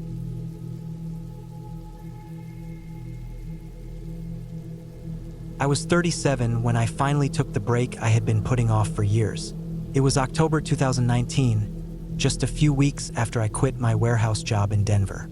I didn't give anyone a long explanation, just told them I was heading into the mountains for a couple of weeks to clear my head and decide what was next. I meant it. Life had been stuck for a long time, and I needed to disconnect. No cell phone, no computer, no people. A friend of mine, who used to work with me years ago, Had a father who owned a cabin near Rockslide Ridge, about 45 minutes outside a small town called Lead Grove in northern Colorado. It wasn't on any tourist map, not a rental, just one of those forgotten family places tucked deep in the hills. I'd only heard about it through stories. A quiet, lonely spot with no electricity and barely any road to it. After some convincing, I got the old man to agree to let me use it for a couple weeks. He warned me it wasn't in great shape. I didn't care. I left the city on a Monday morning. The truck was packed with supplies, food for 2 weeks, a good sleeping bag, portable stove, propane, a solid flashlight, spare batteries, a couple of books, a notepad, and an emergency radio. I brought a rifle too, just in case. I wasn't a hunter, but I knew the area had bears and mountain lions. I wasn't looking for trouble, but I wasn't planning to be caught off guard either. It was already cold when I pulled off the paved highway onto a rough, gravel road. The higher I climbed into the hills, the more isolated everything felt. No houses, no traffic, just trees thick and endless. It was almost 3 p.m. when I reached the edge of the path that was supposed to lead to the cabin. I could barely make it out, just 2 faint tire tracks in the dirt, mostly swallowed by weeds and mud. I parked at a small clearing and grabbed what I could carry, mostly food and essentials. The cabin was supposed to be only a 15-minute walk from the car, but it took me nearly an hour. The path was narrow, half blocked by fallen branches, and the slope was steep. When I finally saw the cabin, my shoulders were burning from the weight of the backpack. It was smaller than I expected. A single-story box made of aging logs with a thin chimney, a rusty tin roof, and windows so dusty they looked like gray cloth. There was a porch out front, but half the planks were missing. The door stuck a little, but I managed to push it open. Inside, it smelled like old wood and dust. Cold air drifted through cracks in the wall, and the fireplace was filled with old ash. There were shelves with rusty cans, a small table with 2 chairs, and a thin mattress on a low wooden frame. No signs of rats or bugs, at least. I dropped my gear and got to work cleaning the place. Swept out the corners, wiped off the counters, and made a fire in the stove to chase the chill away. It took time, but after a couple hours, the cabin felt livable. I made a can of soup on the propane stove, sat by the fire, and watched the sun disappear through the trees. There was no sound, not even wind, just complete, heavy stillness. Felt peaceful, almost too peaceful. The first night was quiet. I didn't sleep great, mostly from the unfamiliar noises, branches shifting, the wood walls creaking. At one point, I swore I heard something thud against the side of the cabin, but when I stepped out with my flashlight, there was nothing. No tracks, just cold air and darkness. I chalked it up to the house settling or a small animal. The next few days were better. I fell into a rhythm. Each morning I woke up, made breakfast, wrote in the notebook, and took short hikes around the area. There was a dry stream bed about half a mile downhill and a rusted-out car half buried near a collapsed shed a few hundred yards from the cabin. Looked like someone had tried to build something here a long time ago and given up. Every afternoon I gathered kindling, read, or just sat on the steps with coffee and stared at the trees. I never saw a single person. No footprints, no signs of campers, just me and the woods. It was the 5th night when something started to feel off. I woke up around 2 a.m. for no reason. The fire had died down to red coals. I was just lying there, half asleep, when I heard it. A sound that didn't belong. Not wind, not trees creaking. It was a sharp, short knock, like something tapping on wood. Then again, a little louder. I sat up, heart racing. The rifle was beside the bed. I didn't move right away, just listened. 3 more knocks, slow, deliberate, like someone tapping the outside wall with a stick. I stood and moved to the front window, pulled the curtain aside and looked out into the dark. The moon was up, bright enough to see the trees, the yard, the clearing. Nothing. I stayed there for almost 20 minutes, rifle in hand, watching. No more sounds, no movement. I finally told myself it was a branch falling. Maybe an animal kicked something. I went back to bed, but I didn't sleep much after that. The next morning, I found something strange. Near the edge of the clearing, Just before the tree line, I noticed fresh dirt, like someone had dug a small hole and filled it back in. I walked over to it and crouched down. It wasn't big, maybe the size of a shoebox. The soil was loose, like it had been disturbed recently. I dug a little with a stick, but stopped. I didn't want to know. Something about it gave me a bad feeling. That day, I stayed close to the cabin. I kept the rifle within reach at all times. I didn't hike. I didn't write. I just sat and watched the woods. Nothing happened. Not a sound. No birds, no squirrels. Just silence. That night, it started again. This time, it wasn't knocking. It was footsteps.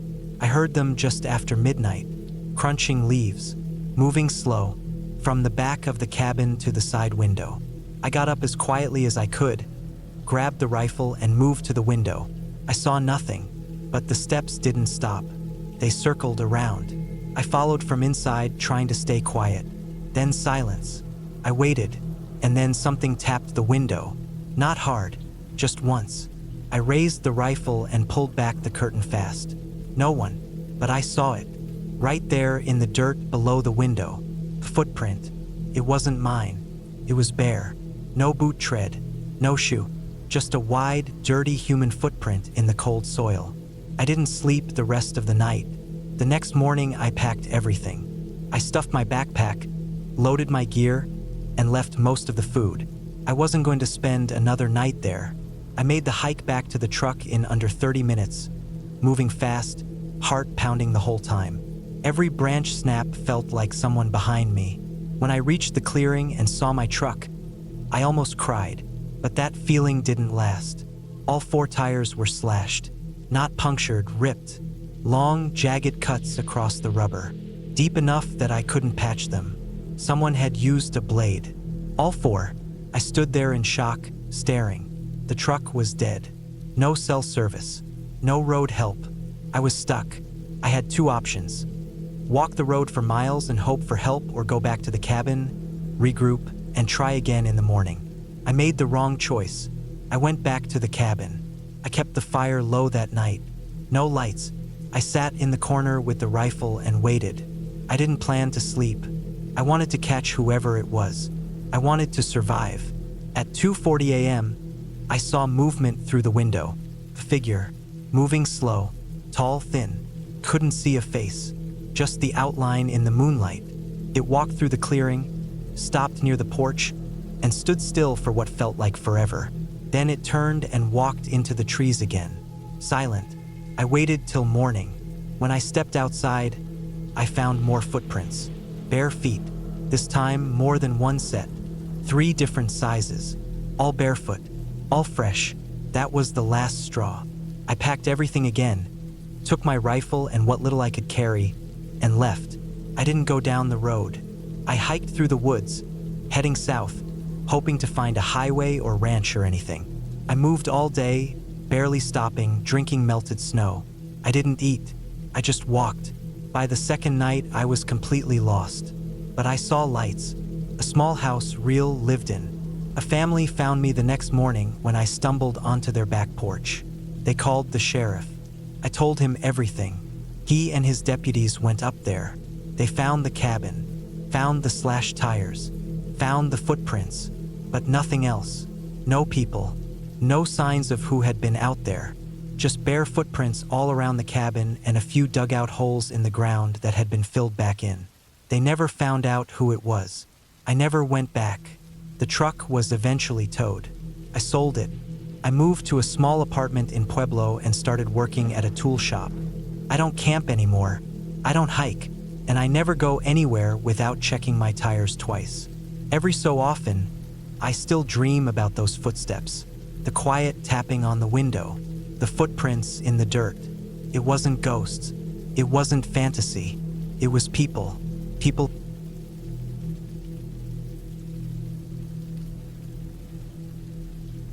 I didn't plan to spend the weekend alone in the woods. That wasn't my original idea. But when the storm canceled the hiking trip I was supposed to go on with friends, I found myself staring at the map and looking for somewhere quiet, not too far from my home in western Montana. I needed some time away from the noise of the city, the constant buzz of people, traffic, and deadlines. The idea of a small cabin nestled deep in the forest felt perfect. A place where I could be by myself, read, think, and breathe fresh air. After some searching, I found a cabin listed online called Black Pine Ridge Cabin. It was an old wooden cabin on the edge of a thick pine forest, about a 2-hour drive from my apartment in Missoula. The pictures showed a simple one-room cabin with a stone fireplace, a small kitchen area, and a porch that looked out over a quiet valley. The listing said it had no electricity or internet, just a wood stove for heat and a well for water. Exactly what I wanted. The owner's name was Dale, a quiet man who managed the property remotely. He answered my emails quickly and arranged for me to pick up the keys from a small store near the cabin. The price was reasonable and I booked it for 3 nights. The drive there was peaceful. I left early Saturday morning with a backpack full of food, water, a book, some warm clothes, and a flashlight. The sun was shining, and the air smelled like pine and earth. I passed small farms, open fields, and then the road turned narrow and winding as I neared the forest. At times, the trees pressed close on either side of the road, blocking the sky. I slowed down and took it easy, feeling a quiet excitement. I reached the store Dale mentioned just before noon. It was a tiny building with peeling paint and a faded sign that read, Black Pine General Store. Inside, the shelves were dusty and half empty, but the old woman behind the counter was kind. She handed me a small envelope with the cabin keys and warned me to be careful.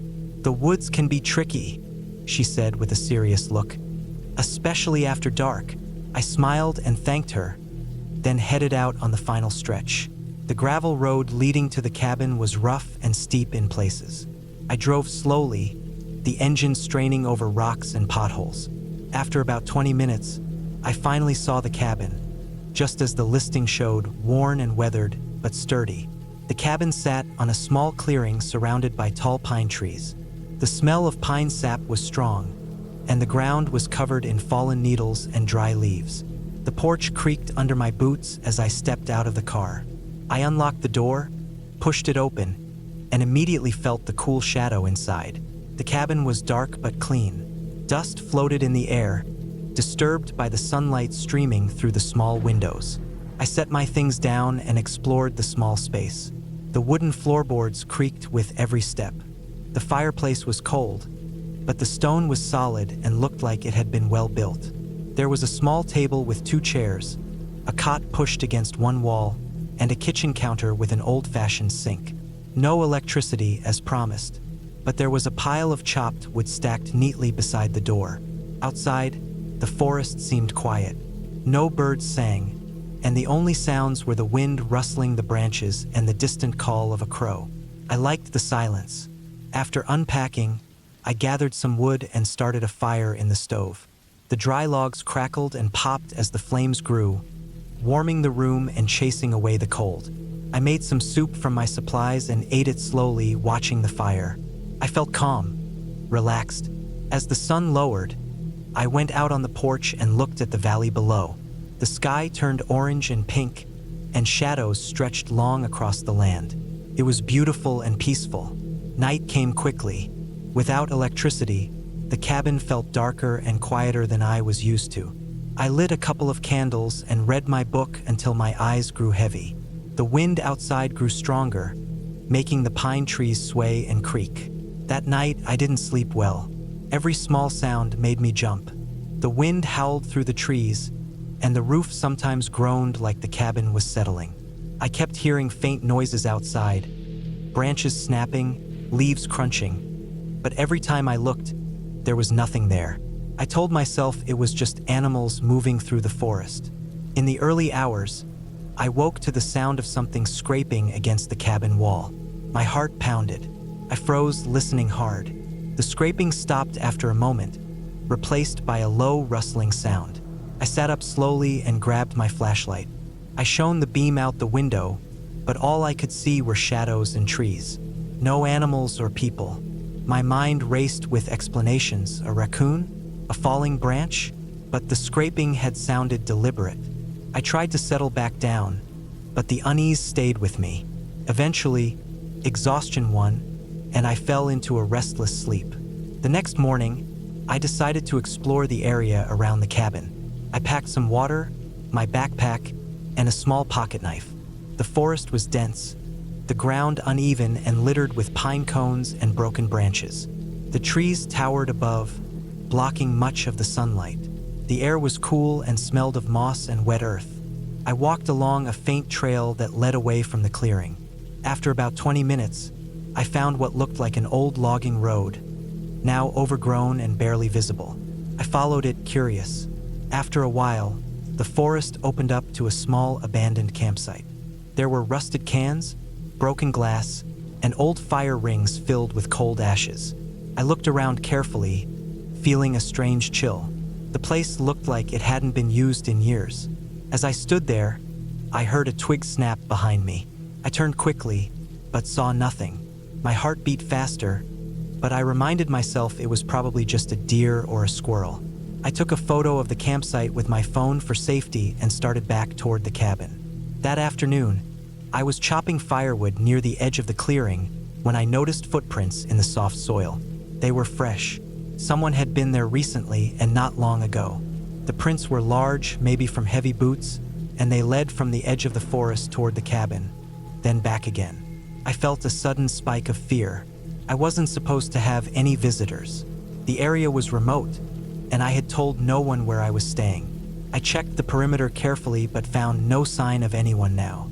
The tracks were the only evidence. I told myself to stay calm and not jump to conclusions.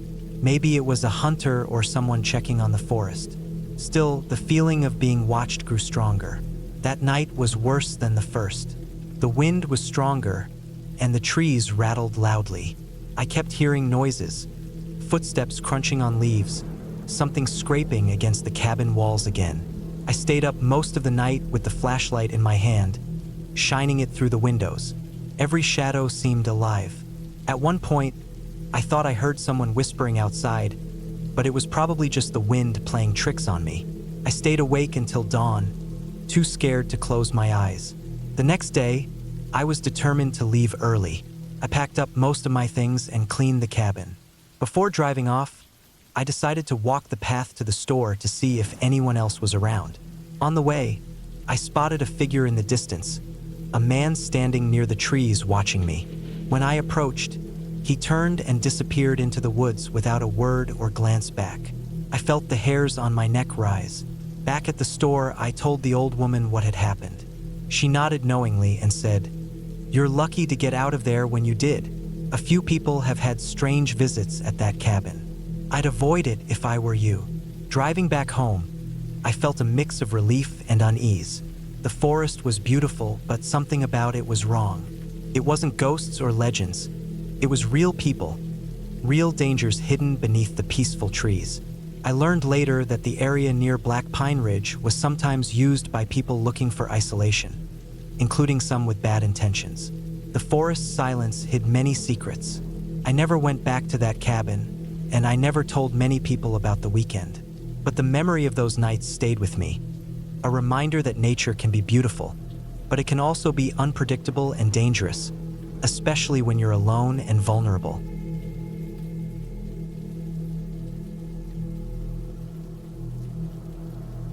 It was the summer of 2012 when I decided to spend a week alone at a cabin deep in the woods of northern Michigan. I was 28 years old then, tired of the city noise and craving some real quiet time.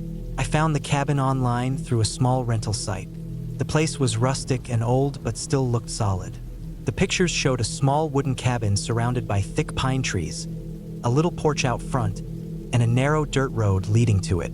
The owner promised privacy and no cell signal, which I thought was perfect for getting away from everything. I work in a software company, so my days are usually spent in front of screens and under fluorescent lights.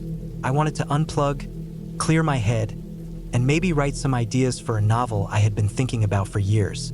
I had done some camping before, but this was my first time renting a cabin alone. I arrived just before sunset, driving down a long winding dirt road that became rougher the further I went. The trees on both sides of the road grew so close that their branches nearly met overhead. The air smelled fresh but damp, like after rain. The only sounds were my car tires crunching over gravel and occasional bird calls fading into silence as I got deeper in. The cabin itself was small, maybe 400 square feet, with faded green paint peeling in spots. The porch had a rocking chair with a thin cushion and a small wooden table. The windows were dusty but looked out over the thick woods. Inside, the floorboards creaked, and the air smelled like pine and old wood mixed with faint dust. There was a wood stove in the corner, a small kitchen area with a sink, a tiny fridge, and a gas stove. A single bed with a worn quilt stood in the back room, and a small bathroom had a shower, toilet, and sink. I had brought a backpack with essentials: some food, water, a flashlight, a first aid kit, a basic knife, a book, and my laptop with a portable battery. There was no electricity or internet in the cabin, but the owner said a solar panel on the roof powered some lights and the fridge. The first night was quiet and calm. I lit a small fire in the stove, cooked some canned beans and rice, and sat on the porch watching the stars come out. The sky was so clear it felt like you could reach up and touch the stars. There was no sound of cars, no city noise, just the distant hoot of an owl and the soft rustling of pine needles in the wind. I slept well that night, even if the bed was hard and the blanket thin. I woke early, feeling refreshed but alert, like my senses were sharper in the silence. The sun rose bright and warm, filtering through the trees and painting the forest floor with patches of gold. The next few days followed a quiet routine. I explored the small trails near the cabin, collecting pine cones and leaves, watching squirrels and birds, and trying to capture the feeling of peace I was searching for in my writing. The woods were thick and green, the air filled with the scent of pine and earth. But on the third day, things started to feel a little off. I was sitting on the porch early in the morning, writing in my notebook, when I noticed the silence was deeper than before. No birds, no insects buzzing, just quiet, the kind of quiet that feels too still. I brushed it off, thinking maybe the weather was about to change. Later that afternoon, while walking a trail I hadn't taken yet, I saw something strange. There was a small clearing, and in the middle of it was a circle of flattened grass. At first, I thought it might be a deer bed, but the circle was too perfect, too round. It looked like someone had made it deliberately. I took a few pictures with my phone, thinking maybe it was some kind of animal behavior I didn't understand. I kept walking but stayed on edge, the hairs on my arms standing up. The deeper into the woods I went, the more the trees seemed to close in, the path growing narrower and darker under the dense canopy. That evening, back at the cabin, I heard something. It was subtle at first, a faint crunching sound from outside, like footsteps in dry leaves or twigs snapping. The solar lights around the cabin flickered briefly. I grabbed my flashlight and went outside to check but saw nothing. The air was cool and still, the shadows long and sharp under the moonlight. I told myself it was probably a deer or some other animal moving through the woods. Still, I locked the cabin door carefully and double-checked the windows before going to bed. That night, I woke up several times to strange noises. At first, it was the wind through the trees, but then I heard footsteps again. They sounded like someone walking slowly around the cabin. I stayed still, listening with my heart pounding, but the noises stopped abruptly. I didn't sleep much that night. The next day, I found something more unsettling. On the porch, someone or something had left a small pile of stones, stacked carefully on the step. I hadn't seen anyone else on the road or in the woods, and the cabin was supposed to be isolated. I tried to convince myself it was an animal pushing stones around, but the neat arrangement said otherwise. I started locking everything more thoroughly. I even took the knife from my bag and kept it by the bed. The feeling of being watched was growing, a tension that I couldn't shake. On the fifth day, things escalated. I had gone out for a long walk to clear my head. The sun was high, and the air was warm but not hot. I followed a stream I found near the cabin, enjoying the sound of flowing water. But on my way back, I noticed tire tracks on the dirt road leading to the cabin. Fresh tracks. My heart jumped. I hadn't seen or heard a car for days. The road was narrow, hard to find, and usually empty. Someone had driven in and parked close by. I hurried back to the cabin, the weight of fear pressing down on me. When I reached the porch, The pile of stones was gone, but the door was unlocked. I was sure I had locked it before I left. I stepped inside, every muscle tense. The cabin looked untouched, but I noticed the small wooden table was moved slightly, like someone had been there. A cold feeling washed over me.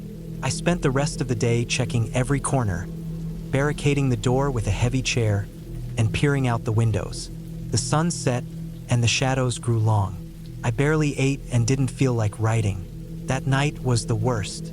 I heard voices outside, low talking, muffled but definitely human. It was late past midnight. The sound came from the woods around the cabin. I turned off all the lights and stayed as quiet as possible. I was scared, but I didn't want to run blindly. The voices grew louder, then faded away. I could hear footsteps again, circling the cabin. I gripped my knife tightly, trying to stay calm.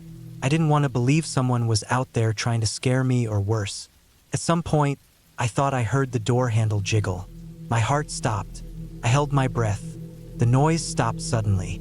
I stayed awake until dawn, too afraid to sleep. The next morning, I decided I wouldn't wait to see what would happen next. I packed my things quickly, feeling exhausted but relieved. I took one last look around the cabin. Nothing was broken, nothing stolen, but I knew I couldn't stay another night. As I drove back down the dirt road, the forest closed behind me like a curtain. The silence I had once found peaceful now felt heavy, like a warning I had ignored. When I reached the main road and finally got a cell signal, I called the rental company and told them what happened. They said no one was supposed to be near the cabin during my stay. It was a private property surrounded by state forest land, and trespassing was illegal. I reported the incident to the local sheriff, who said they would patrol the area more often. He mentioned that there had been a few recent break-ins and hunters ignoring rules, but nothing violent or dangerous. Still, they took my report seriously. Looking back, I realized the real fear wasn't about ghosts or strange creatures. It was the feeling of being vulnerable and alone, trapped in a place where someone else had crossed boundaries without my knowledge or consent. The woods were beautiful but unforgiving, and the isolation that once promised peace turned into a trap. I still think about that trip sometimes. It changed how I see the outdoors and solitude. I respect the quiet now, but I'm more cautious. I understand that nature is wild and unpredictable, but the real danger often comes from other people. Since then, I've traveled with friends or in places where I can reach help if needed. I keep my phone fully charged, carry extra supplies, and trust my instincts. That week in the cabin taught me to listen to the little warnings, the silence that's too deep, the small signs that something isn't right. And even though I never saw who was out there, the fear they caused stayed with me long after I left the woods behind.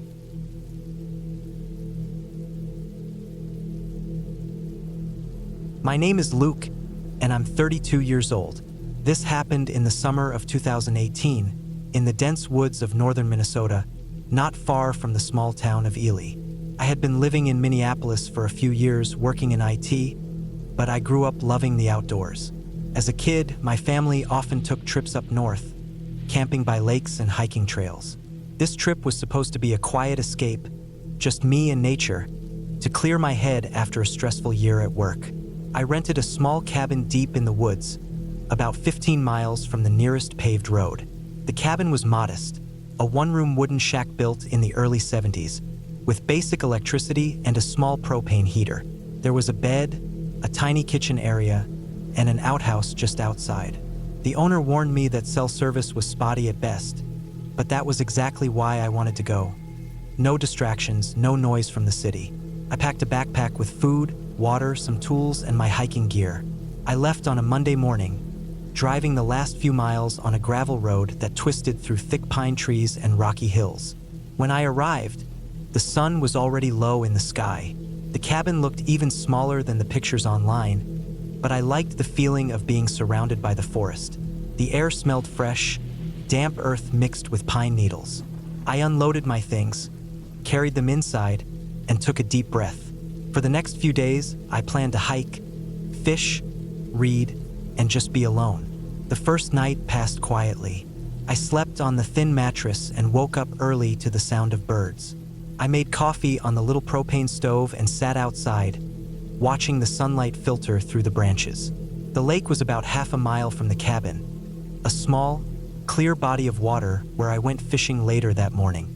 I caught a couple of small perch, cooked them over a campfire, and ate while the sun was still warm on my face.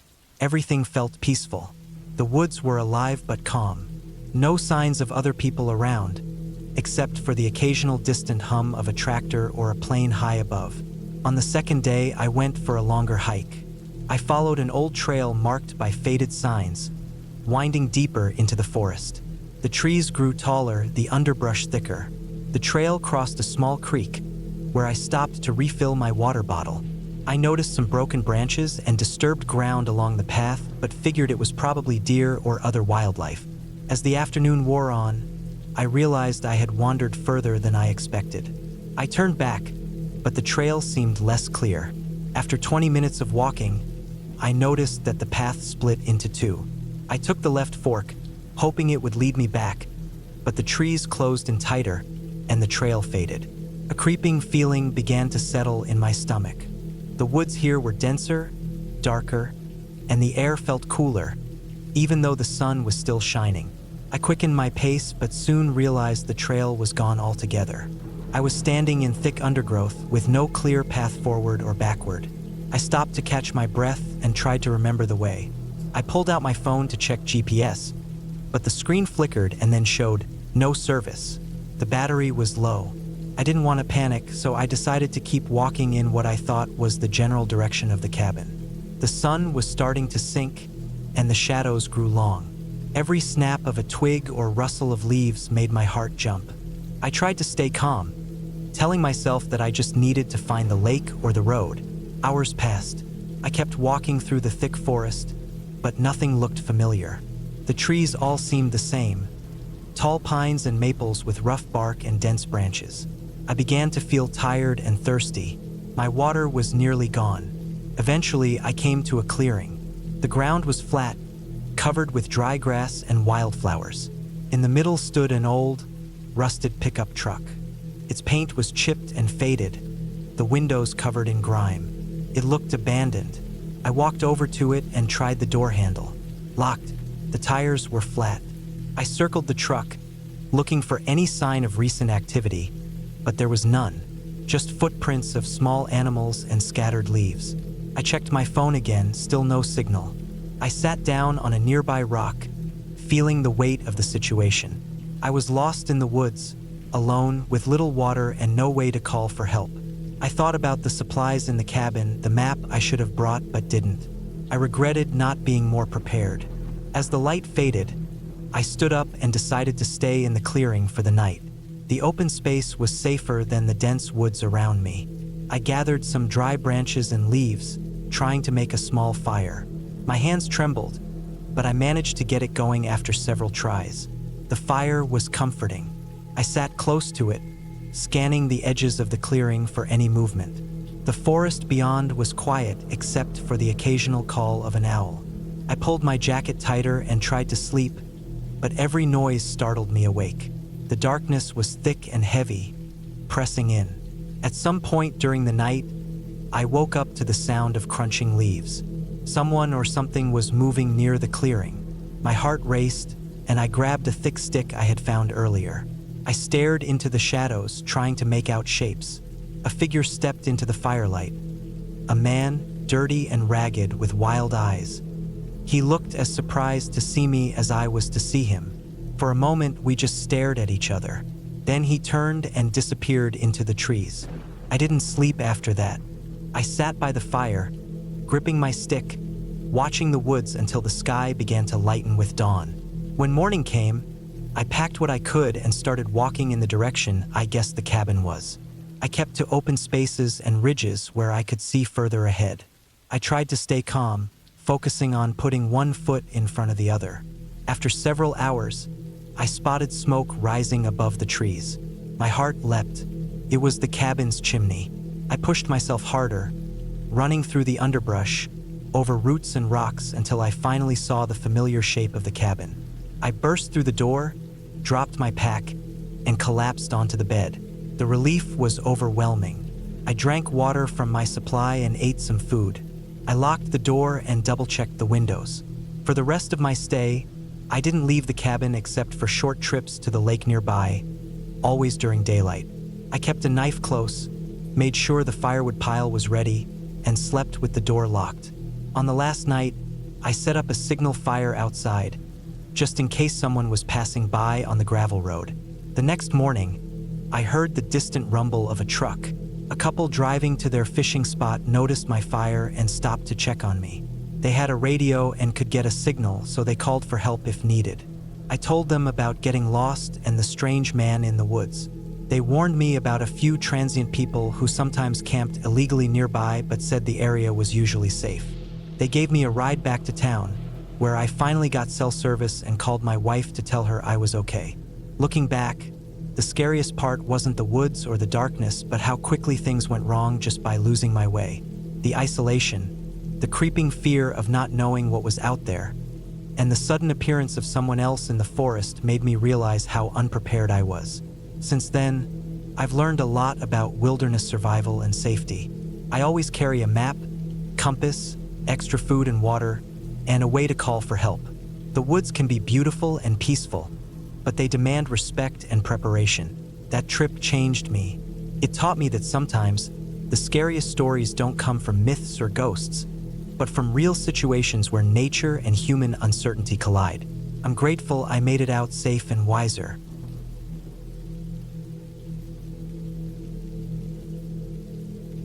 It was the summer of 2017, the end of July. I was 26 years old, living in Western Pennsylvania, working a dead-end job that paid just enough for me to get by. I'd been dreaming for a while about escaping the city noise, even if just for a weekend. I found an ad online for a small cabin to rent deep in the Allegheny National Forest. The pictures looked perfect. Tall pine trees, a small clearing, a quiet pond nearby. The cabin itself was old but seemed cozy and isolated. It was exactly what I wanted. The owner, a man named Bill, was quick to respond to my messages. He assured me the cabin was safe and clean. No phone signal, he warned, but that was the point. A true getaway. I booked it for 3 nights, from Friday afternoon to Monday morning. I packed light, just a small bag with clothes, a couple of books, some food, water, and a basic first aid kit. I also brought my old camping knife, a flashlight with extra batteries, and a pocket radio that worked on batteries. I told a couple of friends where I was going, but I didn't expect to be out of touch much, so I didn't plan on checking in every day. I needed this alone time. The arrival, the drive out was long but beautiful. The city faded behind me, replaced by rolling hills and thick woods. The roads became narrower and rougher as I got closer. The last 5 miles were gravel, winding through dense pine trees that blocked out most of the sunlight. I had to slow down to avoid kicking up too much dust or hitting potholes. I pulled off onto a narrow dirt driveway marked by a faded wooden sign, Pine Hollow Cabin. The cabin was exactly like the pictures, small, made of dark wood, with a stone chimney on one side and a rusty metal roof. The porch had a few rocking chairs, a stack of firewood, and an old metal bucket that looked like it was used to collect rainwater. The air smelled fresh but also carried a faint scent of damp earth and pine needles. No other cabins were nearby, just trees stretching in every direction. I unloaded my things and took a moment to breathe deeply. The silence was almost too quiet. No cars, no planes, no voices. Just the sound of the wind rustling the branches above. First night, I spent the afternoon unpacking, exploring the small clearing, and checking the pond about 100 yards from the cabin. It was still and dark, with lily pads floating on the surface. I sat on a fallen log nearby, watching dragonflies dart around.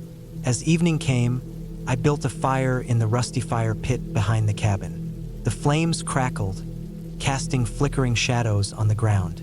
I cooked some canned beans and drank lukewarm water. The sky turned orange and then deep blue as stars appeared. That first night was peaceful but strange. The silence was so complete it made every small noise sound louder. The crack of a twig, the flutter of wings. At one point, I thought I heard footsteps crunching on leaves somewhere beyond the firelight, but when I shone my flashlight into the woods, there was nothing there. I tried to shake it off as my imagination, maybe an animal. Eventually, I crawled into the single bed inside the cabin. The mattress was thin but firm. The windows were covered with heavy curtains, and the door locked with a simple latch. I fell asleep, but not before hearing a soft thumping sound coming from outside the cabin, like something bumping against the walls. It stopped after a minute. I told myself it was a branch or a raccoon, and I forced my eyes shut. The next day was hotter and more humid. I woke early, feeling stiff and a little on edge. I took a quick walk around the clearing, trying to enjoy the morning sunlight filtering through the trees. I noticed something odd on the ground, a small pile of broken twigs and scattered pine needles near the back of the cabin, almost like someone had been crouching there, moving branches around. I couldn't figure out what it was, but it gave me a weird feeling. I decided to explore the forest trail that Bill had mentioned in his messages. It was supposed to be a short loop, maybe a mile or two. I packed some water and my flashlight just in case. The trail started easy enough, a dirt path lined with ferns and wildflowers. The birds were loud, singing like they owned the place. But as I walked deeper, the trees grew thicker and the path became less clear. Twigs snapped underfoot. The air felt heavier. About halfway through, I realized the trail was starting to loop back, but then I saw something that stopped me cold. A set of footprints in the dirt, fresh and human-sized. They were oddly spaced, almost like whoever left them was limping or dragging something. I followed the prints for a few minutes, curiosity mixed with growing unease. The footprints led off the path and into the thicker woods. I debated whether to keep going or turn back. That's when I heard a low rustling sound behind me. I spun around, flashlight raised, but saw nothing. The forest was quiet again, except for my own breathing. I decided I'd gone far enough and turned back to the cabin. The rest of the afternoon passed slowly. I avoided the woods and stayed close, reading one of my books and checking the perimeter of the clearing. That night, the thumping returned, louder this time. It sounded like something was pacing just outside the cabin walls. My heart pounded as I grabbed my flashlight and peered out the window. I saw shadows moving between the trees, just beyond the edge of the clearing. The shapes were too dark and quick to make out clearly, but I could tell it was more than just an animal. It didn't feel right. I locked the door again and piled more wood onto the fire pit, desperate for light and warmth. Then, something new. A faint scraping sound at the door latch, like something was trying to open it, slow and careful. I held my breath, gripping my knife. The scraping stopped suddenly. The thumping outside grew louder, then faded into silence. I stayed awake all night, flashlight in hand, ready for whatever was out there. The third day, I was exhausted and jumpy by morning. I packed a quick breakfast and decided to leave as soon as possible. As I loaded my things into the car, I spotted something strange on the porch. An old, worn-out boot print in the dust, right by the door. I was the only one who had been there, so who left it? The feeling of being watched was overwhelming. I kept glancing over my shoulder, expecting to see someone lurking in the trees. I started the engine and pulled onto the dirt road. The drive back was tense, every sound outside the car making me flinch. Halfway down the gravel road, my headlights caught something in the distance, a figure standing just at the edge of the woods. It didn't move as I passed, just stared. I didn't look back until I was several miles away. The aftermath. Back home, I told my friends about the trip. They laughed, said I was imagining things, but I wasn't. Something was wrong in those woods. I reported the strange footprints and the figure to the forest rangers, but they said no one else had reported anything unusual. I haven't been back since. Sometimes, late at night, I think about the cabin and that figure. I don't know what they wanted or if they were dangerous, but I'm sure now that the woods hold secrets that don't want to be found. Clear ending. Looking back, I realized that the real fear came not from anything supernatural, but from the unknown presence in the woods. A person or people who were living hidden, watching, maybe even threatening. The feeling of isolation, the silence broken by those sounds outside, and the sense of being hunted are what made the trip truly scary. I learned to trust my instincts, The broken twigs, the fresh footprints, the boot print on the porch. Those were real clues that I ignored at first. Nature isn't always peaceful. Sometimes it hides dangers, and sometimes people use the wilderness to hide from the world. I'm grateful I made it out safely. That trip taught me to respect the forest, yes, but more importantly, to be cautious of what might be hiding in the quiet places. Not every scary story needs ghosts or monsters. Sometimes the scariest thing is just another person and the unknown intentions they carry.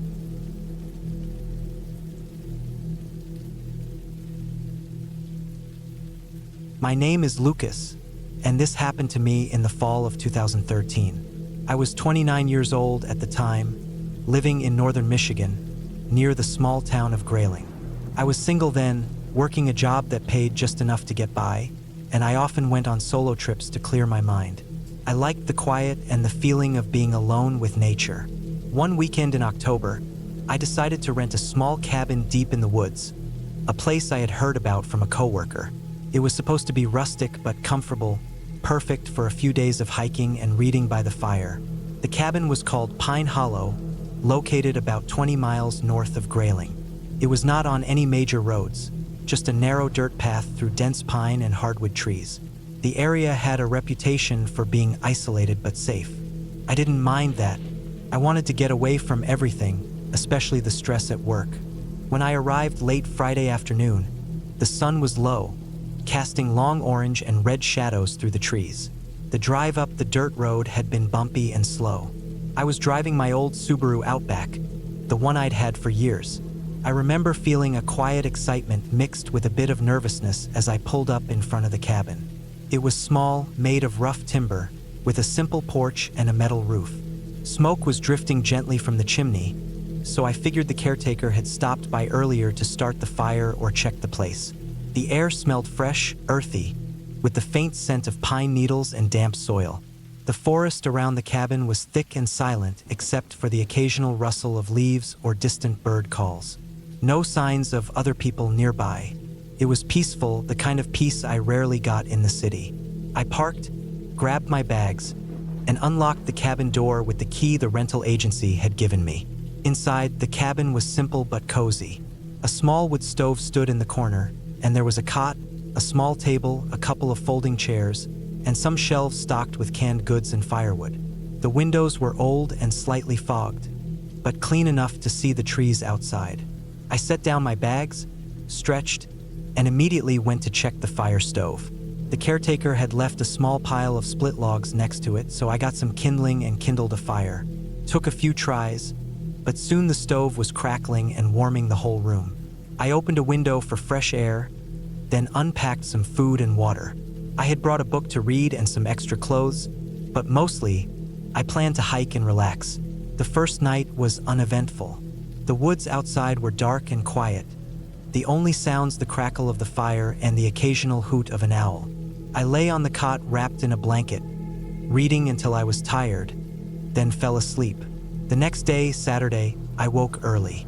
The sky outside was gray and overcast, with a cool breeze rustling the trees.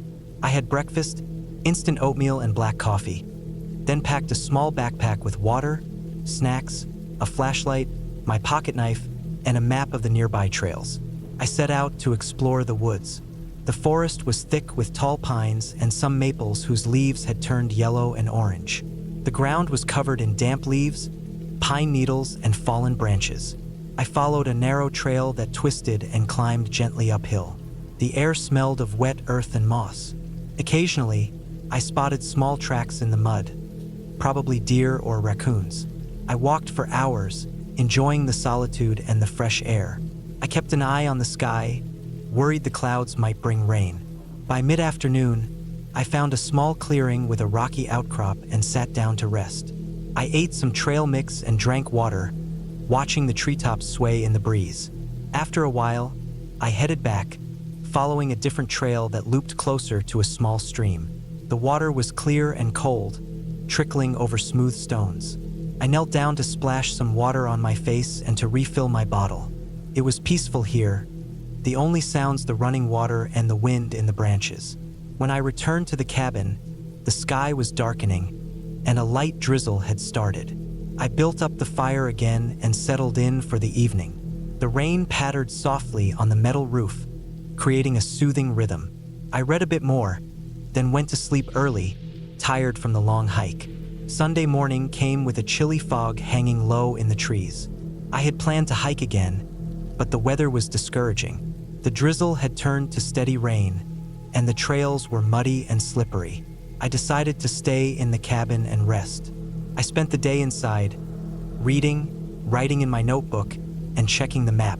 The cabin felt safe and warm, the fire stove glowing bright. Outside, the rain kept falling, and the forest looked dark and wet. I noticed that the trees seemed much closer to the cabin than I remembered, their branches brushing the windows. The silence was heavy, broken only by the rain and the occasional creak of the wooden cabin settling. That night, I went to bed early again. The rain had stopped, but the fog remained thick. I lay awake for a while, listening to the sounds of the woods outside. At one point, I heard a sharp cracking noise, a branch snapping somewhere close. I told myself it was probably just an animal or a falling limb. Monday morning, the fog was still thick. I looked outside and could barely see the trees beyond the porch. I felt a little uneasy, but nothing too bad. I had planned to pack up and leave that day anyway. I got my things ready, stoking the fire one last time before leaving. The silence in the cabin felt heavier now. Something was off, but I couldn't put my finger on it. As I stepped outside, I noticed the forest looked different. The trees were still shrouded in fog, but the air felt colder. The ground beneath my feet was damp and soft. I locked the cabin door behind me and started walking back toward the dirt road. After about 10 minutes, I realized I had taken the wrong path. Instead of heading downhill toward the main road, I was moving deeper into the woods. The trees looked the same all around me. Thick trunks, dark bark, and a tangle of branches overhead. I stopped and looked at the map. I was supposed to be near the edge of the forest, but the map showed I was still miles inside. My heart started to race. I retraced my steps carefully, but the fog made it hard to see clearly. Every tree looked like the last. After nearly an hour of walking, I finally heard the faint sound of a truck engine. I followed the noise, pushing through bushes and low branches. When I reached the dirt road, I felt relief wash over me, but that relief was short-lived. As I walked along the road, I noticed tire tracks, fresh ones. They were wide, probably from a large pickup truck or SUV. The tracks were heading in the same direction I was going. Quickened my pace. Suddenly, from the fog, I saw headlights approaching slowly. The vehicle moved at a crawl, and I could see it was a dark-colored pickup truck. Passed me without slowing down. My skin prickled. I stopped and watched as the truck disappeared around a bend. I waited a few minutes, then continued walking briskly. The road was muddy, and my boots sank a little with each step. The rest of the walk felt tense. I kept glancing behind me, half expecting the truck to turn back. But the road stayed empty. When I finally reached the main highway, I felt like I could breathe again. A few miles down, I stopped at a gas station to call the rental agency and tell them I was done. That afternoon, back in Grayling, I was still shaken. I kept thinking about the truck and how close it had come. What if they had stopped? What if I had made a wrong move? I told myself not to let fear take over. I went home that night and tried to sleep, but my mind kept going back to the cabin, the fog, and the feeling of being watched. It took me a few days to calm down and feel normal again, but I never went back to Pine Hollow. The rental agency later told me they had no record of any other visitors that weekend. I asked around town, but nobody had seen a dark pickup truck in those woods. Looking back, I realized how easy it could have gone wrong. The isolation of the cabin, the thick fog that made everything look the same, the dirt roads with no cell phone signal, it all made me vulnerable. That trip taught me to respect the wilderness, but also to be cautious about who might be out there in the silence. Since then, I always check in with someone before heading into the woods. I carry extra gear, a GPS device, and a whistle. I learned to trust my instincts and to leave a trail behind me. No more solo trips to unknown cabins. I still love the outdoors, but I never forget the feeling I had that day. the quiet fear of being alone, watched, and lost. The woods are beautiful but can be unforgiving, and not everything dangerous is from nature. That is why, even now, when I drive past a lonely dirt road or see a dark truck moving slowly in the distance, I remember that trip and what I learned. Sometimes the scariest thing is just another human.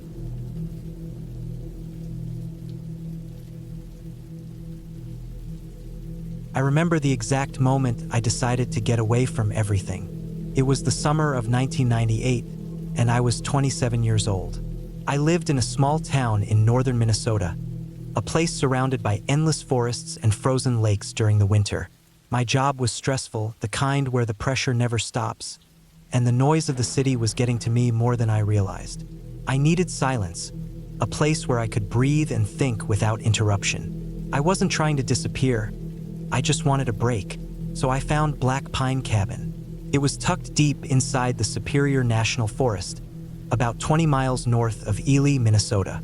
The cabin was old, built in the late 1940s but solid. Wood walls with knots and cracks, a stone chimney on one side, and a small porch with peeling paint.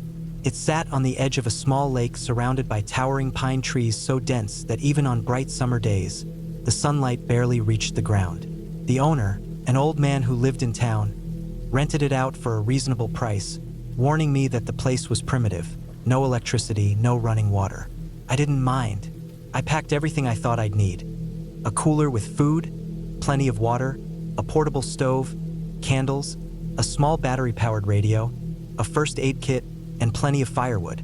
I also took my old rifle, though I didn't expect to use it for anything other than emergencies. Driving the last few miles on the gravel road was rough. Trees leaned over the narrow path, branches scraping the roof of my car. The air smelled like pine and dirt, clean and sharp. I parked near the cabin just as the sun began to set, painting the sky with orange and pink. The silence was overwhelming. I could hear my own breathing and the occasional call of a distant bird. The cabin felt cold and musty inside, even though the windows were open. Dust covered the floorboards and furniture. I lit a fire in the stone fireplace to warm up the place and settled in for the night. Without electricity, I relied on candles and the fading light outside. The walls creaked as the wind rustled through the trees, but it was comforting in a way. Nature was alive around me. The first few days were peaceful. I woke early to the sound of birds and the gentle lapping of the lake's water. Mornings were spent walking the nearby trails, watching squirrels dart across the forest floor, and trying to spot deer hidden among the trees. The nights were quiet, save for the occasional hoot of an owl or the rustling of something moving in the bushes. I was alone, but I felt safe. Then, on the fourth day, things began to change. It started with small noises, a faint thumping at the back of the cabin just after dark. I thought it was an animal, maybe a raccoon or a woodpecker, but the noise was too heavy, too deliberate. It wasn't the typical sound of branches rubbing together or wind knocking loose shutters. It was a dull, solid knock, like someone or something was hitting the wood. At first, I tried to ignore it, telling myself it was nothing. But the knocking came again the next night, louder and more frequent. It wasn't random. It felt like a pattern, like someone tapping to get attention. One night, I stayed up waiting to catch whatever was causing the noise. I sat by the window with a flashlight, scanning the dark woods outside. The beam of light sliced through the shadows, revealing nothing but trees swaying in the breeze. No animals, no people. The silence returned, broken only by the occasional knock from the cabin's back wall. My heart pounded. I grabbed the rifle and slowly walked around the cabin, flashlight in hand, looking for signs of a person or a large animal. There was nothing. I checked the windows and doors, making sure they were locked.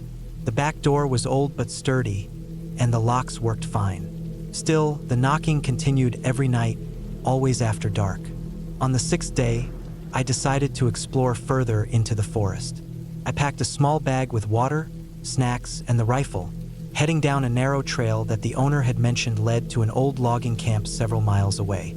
The trees grew taller and the air grew cooler as I walked deeper into the forest. The trail was overgrown, with branches scraping my arms and thick moss underfoot. After a couple of hours, I found the remains of the logging camp. Rusted tools lay scattered on the ground, and the skeleton of a wooden shack leaned at a dangerous angle. It was quiet and still, the only sound my footsteps crunching on dry leaves. I felt a strange chill, not from the cold, but from the feeling of being watched. I turned slowly, shining my flashlight into the thick woods behind me. There was nothing. I didn't stay long. On the way back, the sun was dipping low behind the trees. I hurried, not wanting to be caught in the dark on an unfamiliar trail. That night, I heard the knocking again, louder than ever, pounding on the back wall like a hammer. I was exhausted but could not sleep. I sat in the corner, the rifle beside me, waiting. Suddenly, a loud snap came from outside, near the window. I shone my flashlight and caught a glimpse of a figure moving quickly between the trees. My heart stopped. I got up slowly, opening the door just a crack. No one was there. For the next 2 days, the knocking got worse. Not just at night, but during the day too. Sometimes, heavy footsteps circled the cabin, heavy enough to sound like boots stomping on the dry earth. I started feeling trapped, like I was being watched constantly.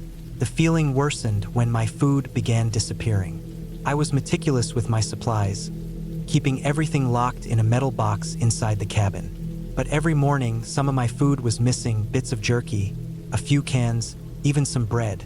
I found footprints near the door. Large, heavy prints from a man's boot, fresh in the dirt. It became clear that someone else was nearby, watching me, waiting. I debated leaving but was stuck. My car was blocked in by fallen branches after a recent storm. I spent the next day clearing the road with an axe, cutting the trees and pushing the branches aside. The work was exhausting, but I needed a way out. At night, I stayed awake, listening to the noises. The knocking stopped for one night, then returned, this time at the front door, pounding hard, fast, desperate. I didn't open it. Instead, I grabbed the rifle and waited. The pounding stopped abruptly.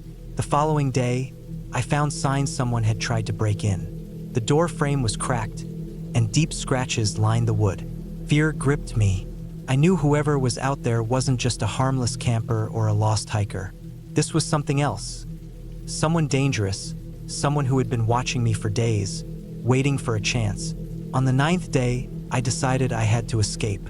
I loaded my gear into my backpack, carrying the essentials, and left the cabin locked behind me.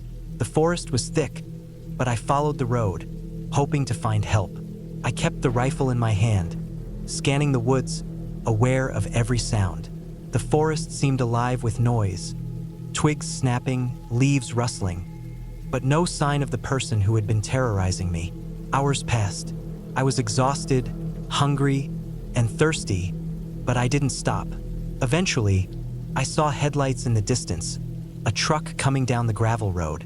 I waved my arms, shouting as loud as I could. The truck stopped, and the driver, an older man, gave me a ride back to town.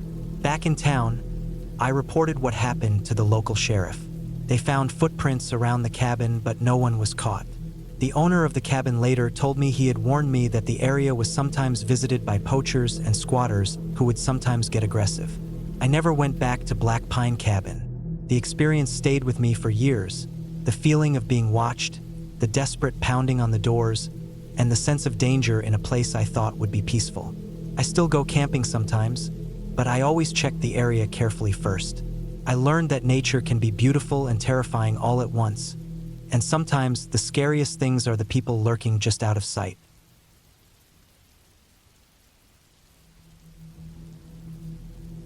My name is Lucas, and the story I'm about to tell happened when I was 29 years old, back in the summer of 2017. I still remember every moment as clear as if it was yesterday, and though it's been years, the memory never fades. It was the kind of experience that stays with you forever. Not because it was supernatural or magical, but because it was terrifying in the most real and unsettling way possible. It was just me, a cabin deep in the woods of northern Vermont, and something very wrong lurking in the silence. I'd been burnt out. My job in Boston was draining me completely. Long hours in a dull office, endless meetings, emails piling up faster than I could handle. I was a mess. So, I decided to take some time off. I had some savings from freelance work, and I wanted a real break, away from screens and city noise. A friend from college had mentioned this small cabin rental in the Green Mountains, about a 3-hour drive from Boston. It was supposedly off the grid. No cell service, no internet, just a quiet spot surrounded by trees and nature. I booked it for 2 weeks in late July. I figured I'd bring some books, food, a good camping stove, and just relax. No distractions, no people, just me and the forest. The drive was beautiful. Rolling hills gave way to denser forests, and the air smelled fresher the farther I went. When I reached the little dirt road leading to the cabin, my heart sped up a little. The road was narrow, barely wide enough for a car, with thick trees on both sides. I remember the sun was just starting to dip below the horizon, casting long shadows through the pine needles. The cabin itself was small, maybe 400 square feet, made of dark wood that blended into the forest. It had a little porch with 2 old rocking chairs that creaked in the breeze. Inside was rustic but cozy. A wood stove, a small table, a twin bed pushed against the wall, a shelf with some books left by previous renters, and a bucket bathroom outside. No running water, no electricity. It was perfect. The first few days were peaceful. I woke up to birdsong, made coffee on the stove, read books, took long walks on the nearby trails. There was a small lake about a mile away where I'd go swimming in the mornings. It was a slow, calm kind of happiness, the kind you don't realize you need until you find it. But then something started to change. It began with little things. At first, I thought it was just me being tired or stressed. One night, after a late walk, I came back to the cabin and noticed the porch door was slightly open. I was sure I'd locked it before I left. Maybe the wind? But the door had a solid latch and it was calm outside. No gusts strong enough to push it open. I closed and locked it again, feeling a little uneasy, but I brushed it off. The next day, I found footprints in the dirt near the cabin. Not my own, they were bigger, heavier, and looked fresh. I didn't think much of it. Maybe a hunter or a hiker had wandered close. The area was known for that, but the feeling of being watched grew stronger. Every time I looked out a window, I'd catch a glimpse of movement in the trees, like someone standing just beyond the edge of the clearing. I'd blink and the figure would be gone. At night, the sounds changed too. The usual night noises of crickets and frogs were there, but also footsteps, heavy, slow, circling the cabin. Sometimes scratching noises at the wooden walls. I never heard voices, never saw faces, just those sounds, and that shadow at the tree line. One night, around midnight, I woke up to the sound of something knocking on the cabin door. It was slow, deliberate, a heavy knock that made the whole cabin shake slightly. My heart slammed against my ribs. I stayed perfectly still, afraid to move, listening as the knocking stopped and footsteps faded into the dark. I waited a long time before getting up, then checked the door. It was locked tight, but muddy footprints were pressed against the porch floor. I called the rental company the next day from a nearby gas station with cell service. They told me no one else was renting the cabin or nearby cabins this week. The area was very remote and mostly empty during summer. I felt trapped, but I was determined not to let fear ruin my trip. I bought pepper spray and a small pocket knife just in case. I stayed alert, sleeping with the door locked and the windows covered with blankets.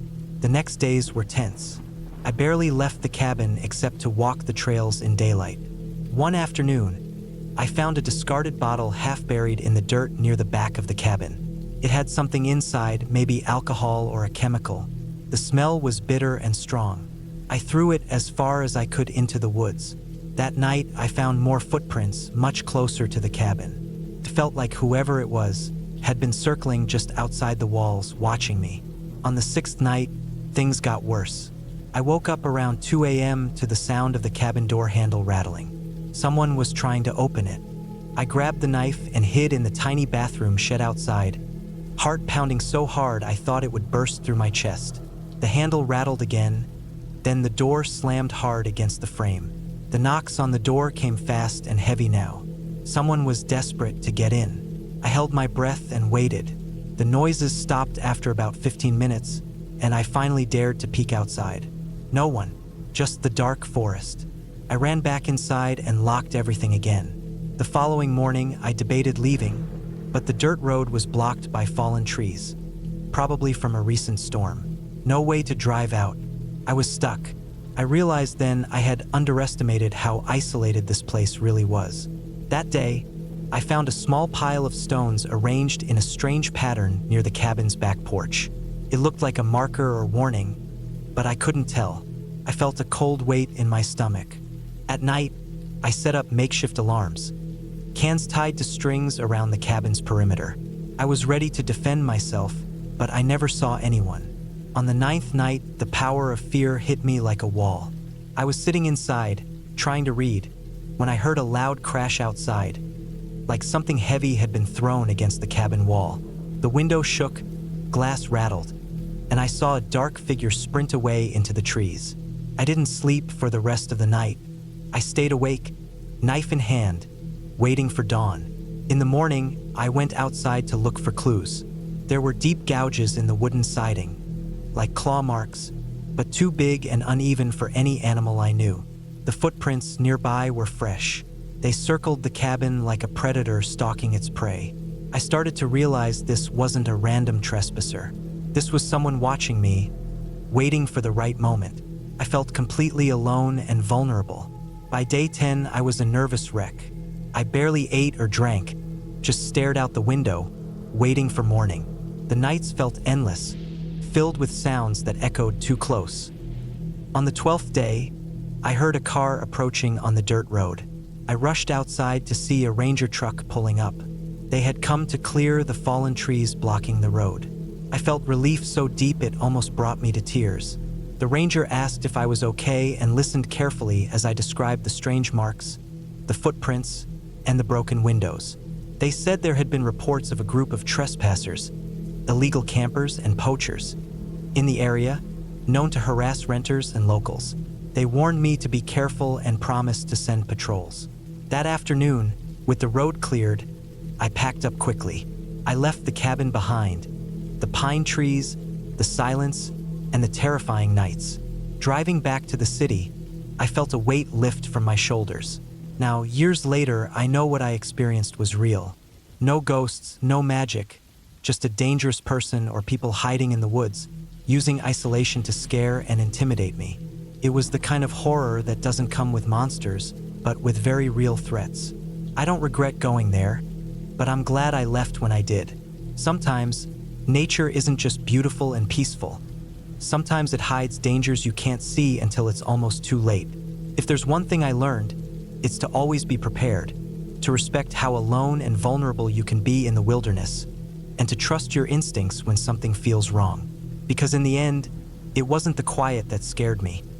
It was the knowledge that something was out there, watching, waiting, and willing to cross the line.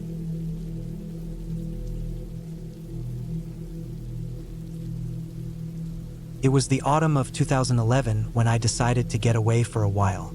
I was 29 years old then, living in a small town near the edge of the Appalachian Mountains in eastern Kentucky. The years before had been hard. I worked as a mechanic at a local shop, and the days all ran together, same work, same people, same small worries. I wanted something different, something quiet, where I could think and breathe.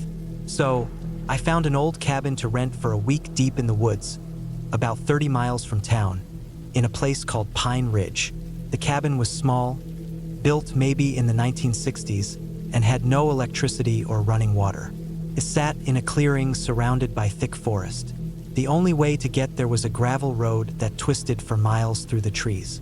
I picked a week in late October, when the leaves were just starting to change color and the air was crisp and cold. I figured it was the perfect time for solitude. I drove up on a Friday afternoon. The sky was gray and heavy with clouds.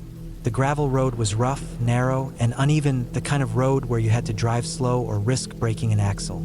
I had an old Jeep, which helped. After about an hour of twisting through the woods, I finally reached the clearing where the cabin sat. The cabin was nothing fancy, just a single story with wooden walls weathered by years of rain and sun. The front porch sagged slightly on one side, and some boards creaked underfoot as I stepped up. I opened the door, which stuck a little, then swung open to reveal the inside. It smelled like old wood and dust. There was a small living room with a fireplace, a tiny kitchen corner with a sink and a propane stove, and a bedroom with a creaky bed frame and a mattress that looked like it had seen better days. A little bathroom had a metal tub for washing and a small shelf for supplies. I'd brought food, water, a kerosene lantern, and a few books. No phone signal, no internet, no distractions, just me and the woods. The first night was quiet, except for the occasional hoot of an owl and the rustling of wind through the trees. I made a fire in the fireplace and sat in a wooden chair, watching the flames flicker. The cabin was cold, so I wrapped myself in a thick blanket and tried to read, but my eyes kept drifting to the window. Outside, the forest looked endless and dark, the tall trees standing like silent guards. On the second day, I explored the area around the cabin. The forest was dense with oak and maple trees, their leaves orange, yellow, and red, thick on the branches and carpeted on the ground. I found a small creek nearby, its water clear and cold, trickling over smooth stones. The air smelled fresh, with a hint of damp earth and pine.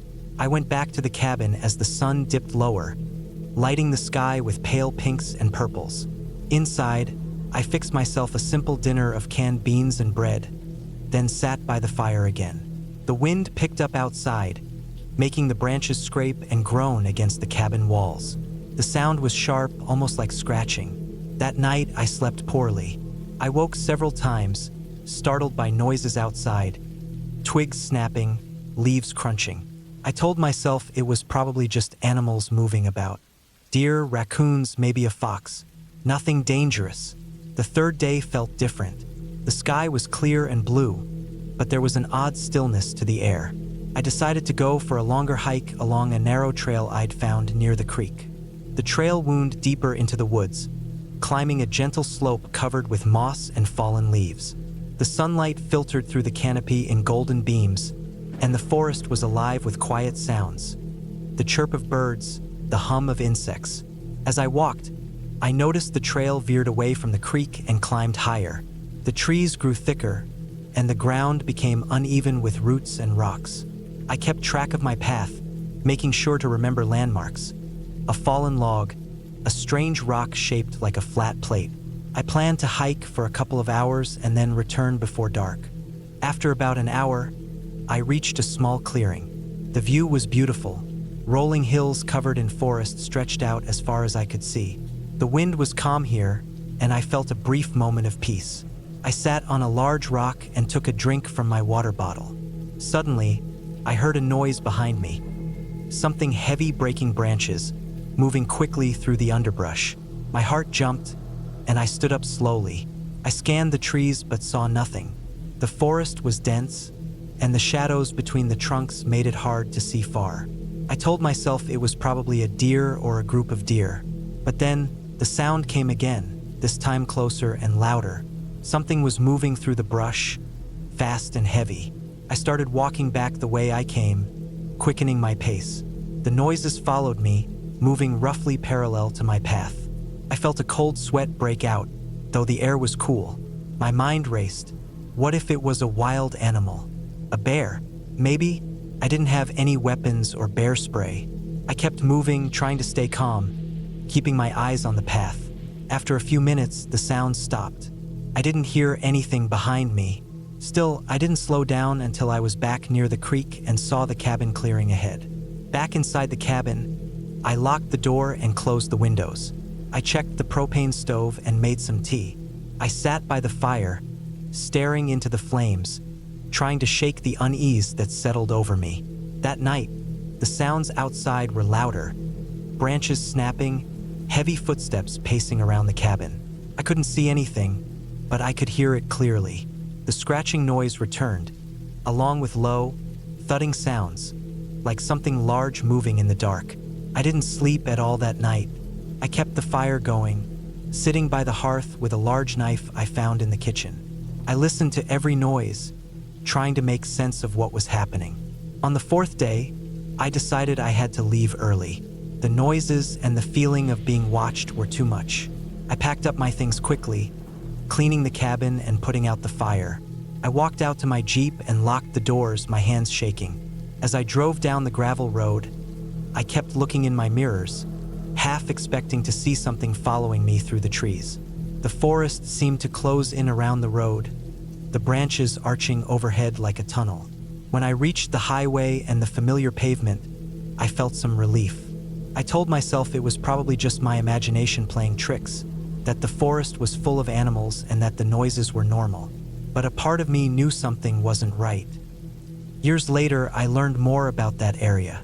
I found out Pine Ridge had been mostly abandoned for decades, except for a few cabins like the one I stayed in. The forest there was known to have occasional trespassers, people looking for places to hide or escape the law. Some had been seen lurking around cabins or camping sites. The heavy footsteps and noises I heard were likely people, not animals. Maybe hunters or drifters passing through. Maybe someone had been watching the cabin, waiting for someone to come. I realized how lucky I was to leave when I did. The experience taught me a lot about wilderness solitude and the reality behind scary stories. Not every fear comes from monsters or ghosts.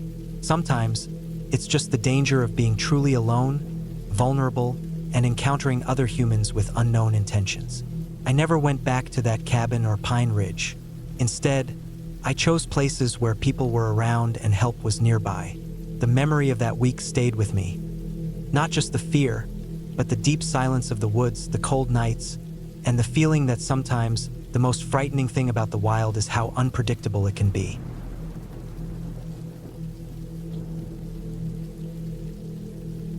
It was the summer of 2003 when I decided to get away from the noise of the city. I was 29, burnt out from a demanding job and the endless buzz of urban life. My name is Michael, and for the past few years, I'd been living in Boise, Idaho, working as a graphic designer for a small marketing firm. The constant deadlines and city traffic had worn me thin, and I just needed silence. Real silence, not the background hum of traffic or the chatter of cafes. So I rented a small cabin in the mountains, deep in the Boise National Forest, somewhere called Elk Ridge. The cabin was supposed to be simple. No electricity, no cell signal, no internet. Just me, a stack of books, and the wilderness. The whole process was spur of the moment. I found the cabin listed on a small local site, run by a retired couple who owned a handful of cabins scattered around the forest. I paid a modest fee, and they gave me directions to the cabin along a dirt road about 15 miles off the main highway. The rental was for a week.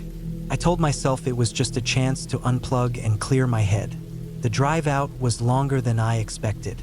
The paved road ended at a ranger station, and from there it was a narrow gravel path winding up into the forest. The trees grew tall and thick, their branches meeting overhead to form a natural canopy that filtered the sunlight into thin, shifting patterns on the ground. I passed a few signs warning of wildlife, but I wasn't too worried. I'd grown up in the Midwest and had camped in state parks before. I knew the usual safety tips: keep food stored, don't approach animals, stay aware. The cabin itself was a modest wooden structure, built in the 1970s. It looked solid from the outside, with a steeply pitched roof and a small porch that creaked when I stepped on it. The paint was faded and peeling, and the windows were thick with grime. The door was a heavy slab of wood with an old-fashioned metal latch. There was a small chimney, which I assumed led to a wood-burning stove inside.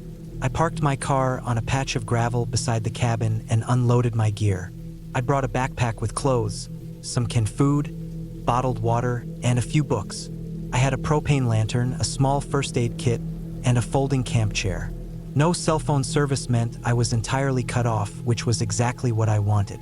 Inside, the cabin smelled of dust and damp wood.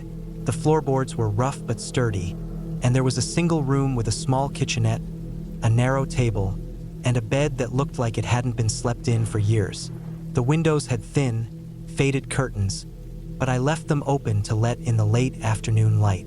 The stove was black and cold, and a pile of chopped firewood sat stacked near the door. I spent the first day unpacking and exploring the small clearing around the cabin. The forest was alive with the sound of birds, the rustling of leaves, and the distant call of a hawk. I felt my shoulders relax for the first time in months. That night, I built a fire in the stove, its warmth spreading slowly through the room. The silence outside was complete. No cars, no planes, no voices. Just the occasional crackle from the fire and the faint sound of wind through the pines. Sleep came easily. The bed was lumpy but comfortable enough. I woke early the next morning, feeling rested. The sun was just rising, casting a golden glow through the windows. I made a simple breakfast on a small propane stove, eggs and canned beans, and sat outside watching the forest wake up. For the next few days, I settled into a routine. I hiked some of the nearby trails, kept a journal, read my books, and collected water from a nearby stream.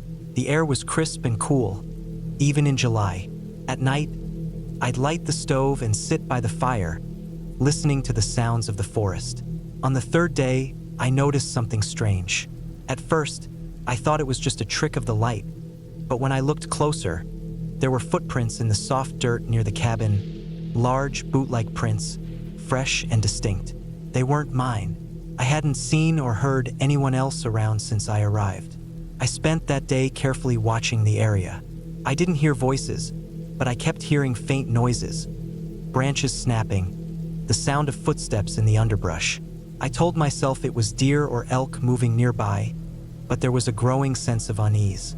That evening, as I sat by the fire, I heard a sound that froze me in place. A slow, deliberate knocking on the cabin door.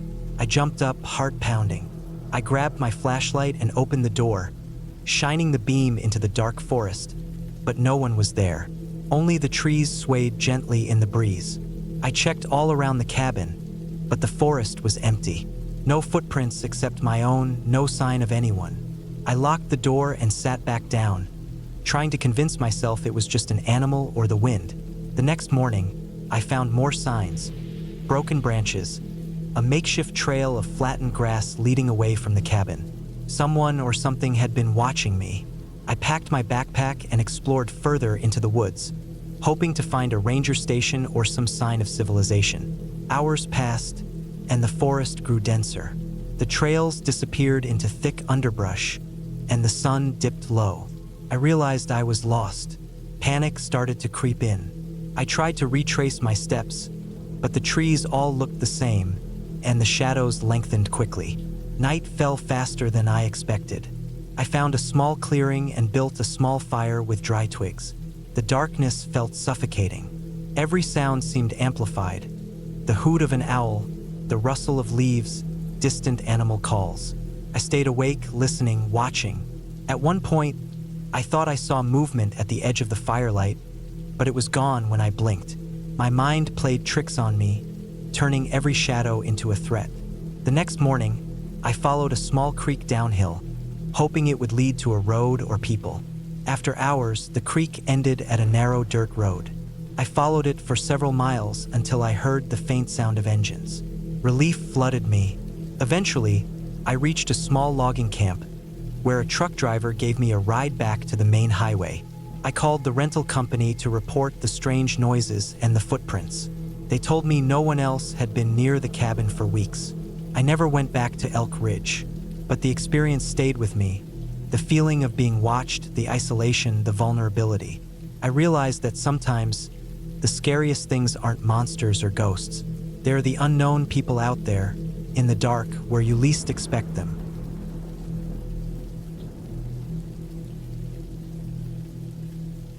I had been looking forward to this trip for months. After working a demanding job in Portland, Maine, for years, I needed a break from the constant noise and pressure. I wanted to get back to nature, to clear my head in a quiet, isolated place. The internet had shown a small, rustic cabin for rent deep in the woods near Baxter State Park, about 50 miles north of the town I lived in. The place was off the grid, no electricity, no running water, just the basics and a stove fueled by wood. Exactly what I wanted. I arrived late afternoon in early October 2017, the air crisp with the start of fall. The drive took longer than expected because the narrow gravel roads wound through thick forests of pine and birch.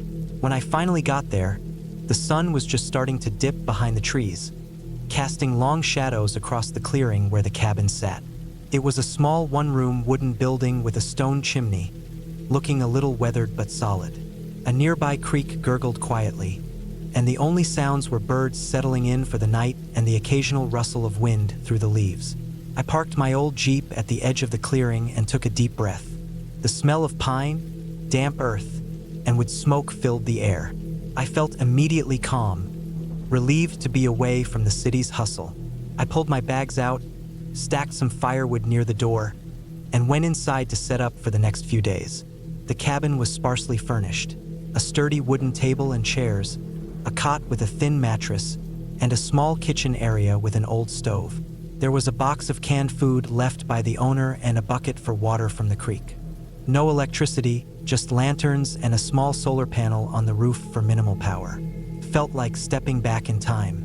That first night, I built a fire in the stove and sat by it, reading a paperback I had brought. Outside, the woods were completely dark except for the flicker of the firelight through the window. I heard owls calling and the distant howl of a coyote. Nothing unusual, just the natural sounds of the forest. The next morning, I woke to a cold cabin and decided to make coffee over the stove. After a simple breakfast, I put on my hiking boots and packed a small day pack with water, a compass, a map, a first aid kit, and some snacks. I wanted to explore the nearby trails and maybe find a good spot to fish along the river. The woods were stunning in the daylight. Golden leaves carpeted the ground. The sunlight dappled through the branches. The trail was narrow and uneven, twisting around moss-covered rocks and fallen logs. After a couple of hours, I reached a small clearing near the river. I sat on a flat rock and watched the water rush by, feeling peaceful. But I was also aware of how alone I was. The nearest other cabin was several miles away, and there were few hikers this late in the season. My phone had no signal. That was part of the appeal, but also made me realize how vulnerable I was if something went wrong. On the second night, I went to bed early. The fire had died down, and the cabin was cold again. I had placed some wood by the stove to start a fire in the morning. As I lay on the cot, I heard a faint noise outside, something like footsteps crunching leaves. At first, I thought it was an animal, a deer or raccoon maybe, but the noise didn't stop.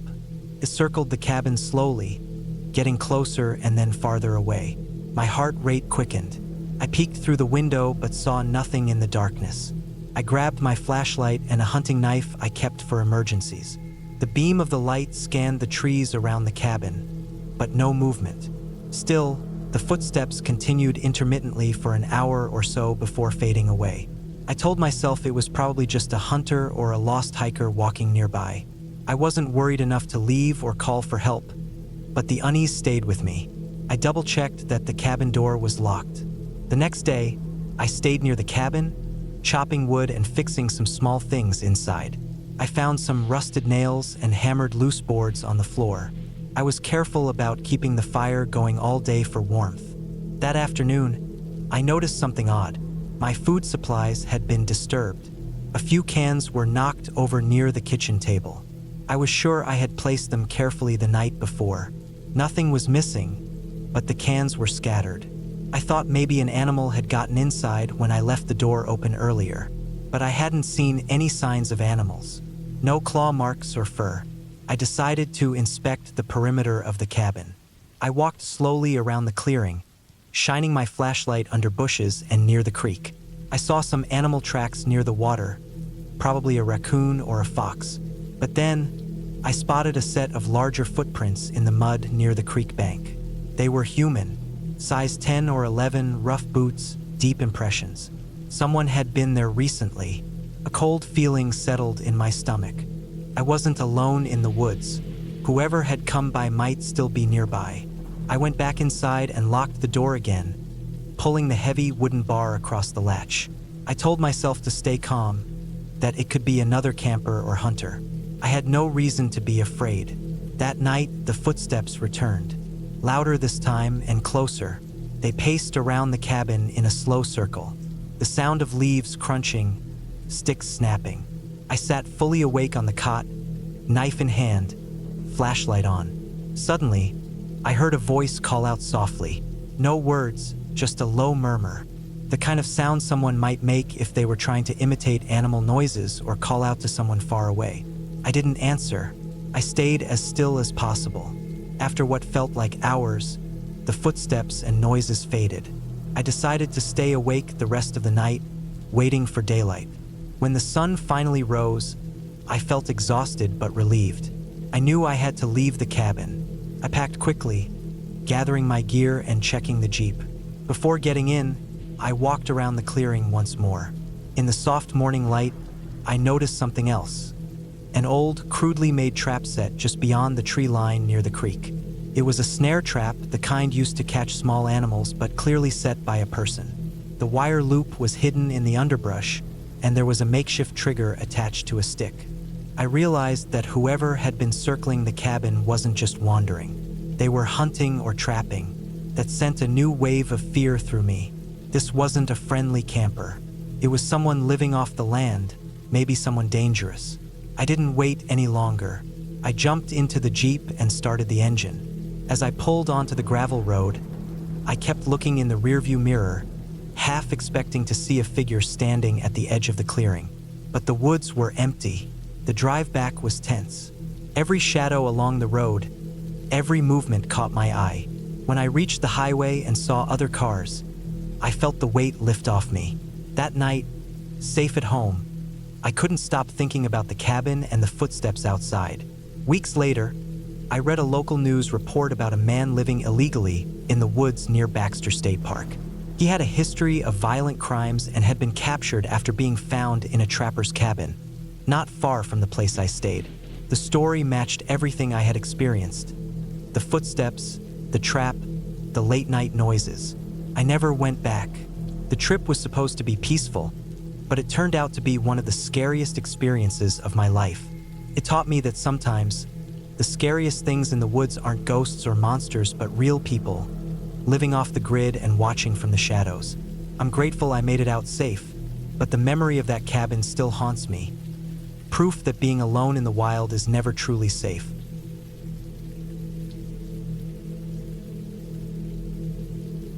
I was 34 when I decided to take a break from everything.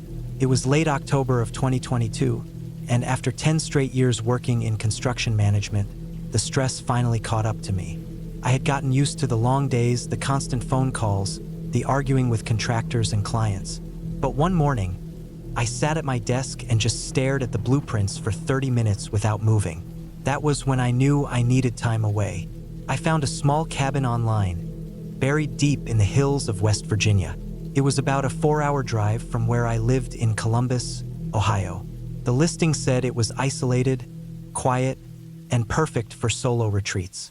The pictures showed an old log cabin with a tin roof, surrounded by trees that looked like they were ready to shed the last of their leaves. The place had no internet, no cell service, and barely any amenities besides running water, a wood stove, and a gas range. It was perfect. I packed lightly, just some clothes, basic groceries, a few books, and my hunting rifle. I wasn't planning to hunt, but something about having it made me feel more secure. I left early in the morning, the sky still dark as I hit the highway. It was cold, but not freezing, and the fall colors had peaked. I drove with the windows cracked to feel the wind and listen to the rustle of the dry leaves along the roadside. The last hour of the drive was all winding roads and switchbacks. The GPS lost signal, and I followed the printed directions I had made as a backup. Eventually, the paved road turned to gravel, and then gravel turned to packed dirt. The trees grew thicker, and the sun barely broke through the canopy overhead. I passed no houses, no signs, nothing, just forest. By the time I pulled up to the cabin, my tires kicked up dust that settled slowly on the dead leaves. The cabin was smaller than I expected, maybe 20 feet wide and 30 feet long, with a tiny porch out front and an old chimney leaning slightly to the left. The door creaked when I opened it, and the smell of wood, dust, and something slightly metallic hung in the air. Inside, there was one room with a small kitchen setup on the left, a table in the center, and a twin-sized bed on the right near a tiny window. The bathroom was an outhouse a few steps behind the cabin. There was no heat besides the old wood stove in the corner, so I spent the first hour chopping logs from the woodpile beside the shed out back. The axe was dull, but it worked well enough. I stacked the wood inside next to the stove and lit a fire. The warmth slowly pushed the chill out of the room. That night, I cooked a simple meal of rice and beans and read until I fell asleep. The first few days were peaceful. I woke with the sun, made coffee on the gas stove, and hiked short trails that started behind the cabin. I saw a few deer, a fox once, and a dozen squirrels that weren't afraid of coming close to the porch if I left food out. I didn't hear another human, not even a plane overhead. It was the kind of silence you don't realize you miss until you have it. On the fourth night, things started to feel a little off. I had just gone to bed, and the fire was dying down when I heard a sound outside. It was faint at first, like something brushing against the side of the cabin. I thought it was a branch in the wind, but the air had gone still after sunset. The sound moved around the side, a slow scraping noise like something rough being dragged along the wall. I sat up in bed, not moving. My rifle was leaning against the wall near the door. I got up quietly, not lighting the lantern, and grabbed it. I stood there in the dark, heart pounding, listening. After a minute, it stopped. I waited another 5-10 minutes, then finally climbed back into bed, keeping the rifle close. I told myself it was probably an animal, a raccoon or maybe a bear rubbing against the wall. That made sense. The next morning, I checked the outside of the cabin. The wood was weathered, and it was hard to see if anything had actually scraped against it. But around the back corner, near the outhouse, I found something strange. The ground was disturbed, like someone had walked in a small circle over and over again. It wasn't animal prints. The shape was more human, barefoot, and they were fresh. The dew from the night had left the grass wet, and whatever had walked there had left deep impressions in the mud. I felt uneasy, but I tried to push it away. Maybe someone had wandered onto the property. Maybe a hiker got lost, although I hadn't seen any trail markers or signs of people for miles. I kept the rifle with me the rest of the day, even when I went hiking. That night, I locked the door and pushed a chair under the knob. I didn't sleep well. Every time the wind moved through the trees, I imagined footsteps. By the 6th day, I was ready to leave early. I had booked the place for 10 days, but the peace I came looking for had turned into a nervous, tight feeling in my chest. That morning, I found something that made up my mind. I was drinking coffee on the porch when I noticed small bits of white on the ground near the edge of the clearing. I walked over and saw that it was paper, pages torn from a book. They looked like they'd been ripped up and scattered. I picked one up. It had handwriting on it scribbled over print. It was hard to read, but I made out a few words. Things like, "They come at night," and asterisk, "Keep the fire going." Asterisk, I found 6 or 7 more pages, all from the same book. All had markings or scratches, like someone had tried to write, but kept pressing too hard with a pen or knife. My hands were shaking by the time I finished reading them. This wasn't just someone playing a prank. The paper was old and soaked from the dew, edges curling, like it had been there for days. I packed that afternoon, threw my clothes, food, and rifle into the truck. I left the firewood where it was and didn't bother cleaning. The cabin could keep its silence. But when I tried to leave, the truck wouldn't start. The battery was dead. I had checked it 2 days earlier and it was fine. I popped the hood. No sign of corrosion, no loose wires. But it was dead. I tried not to panic. I had no cell service, no radio. I was miles from anything. The only thing I could do was wait and try again later. I spent the rest of the day on edge, jumping at every sound. When night came, I locked myself in the cabin with the stove burning hot. I didn't sleep at all. Around 2 a.m., I heard the scraping again. This time it was louder, like something dragging nails along the wood. It circled the cabin slowly. Then came the tapping. It started on the back wall, light at first, then more deliberate. Not like an animal. Too steady. It moved to the side window, a light tap tap tap against the glass. I stood frozen, holding the rifle. I didn't go to the window. I didn't want to see what was there. I just stood in the middle of the cabin until morning, barely breathing. When the sun rose, everything stopped. No more tapping, No more noise. I ran to the truck, tried the key again. Nothing. I was stuck. I thought about hiking out, but I wasn't even sure which direction led back to the main road. I hadn't kept track. My only option was to wait another night and try again in the morning. That final night was the worst. The tapping didn't start until after midnight. This time, it came from the roof. Slow, heavy footsteps like someone walking in circles above me. Then the creaking.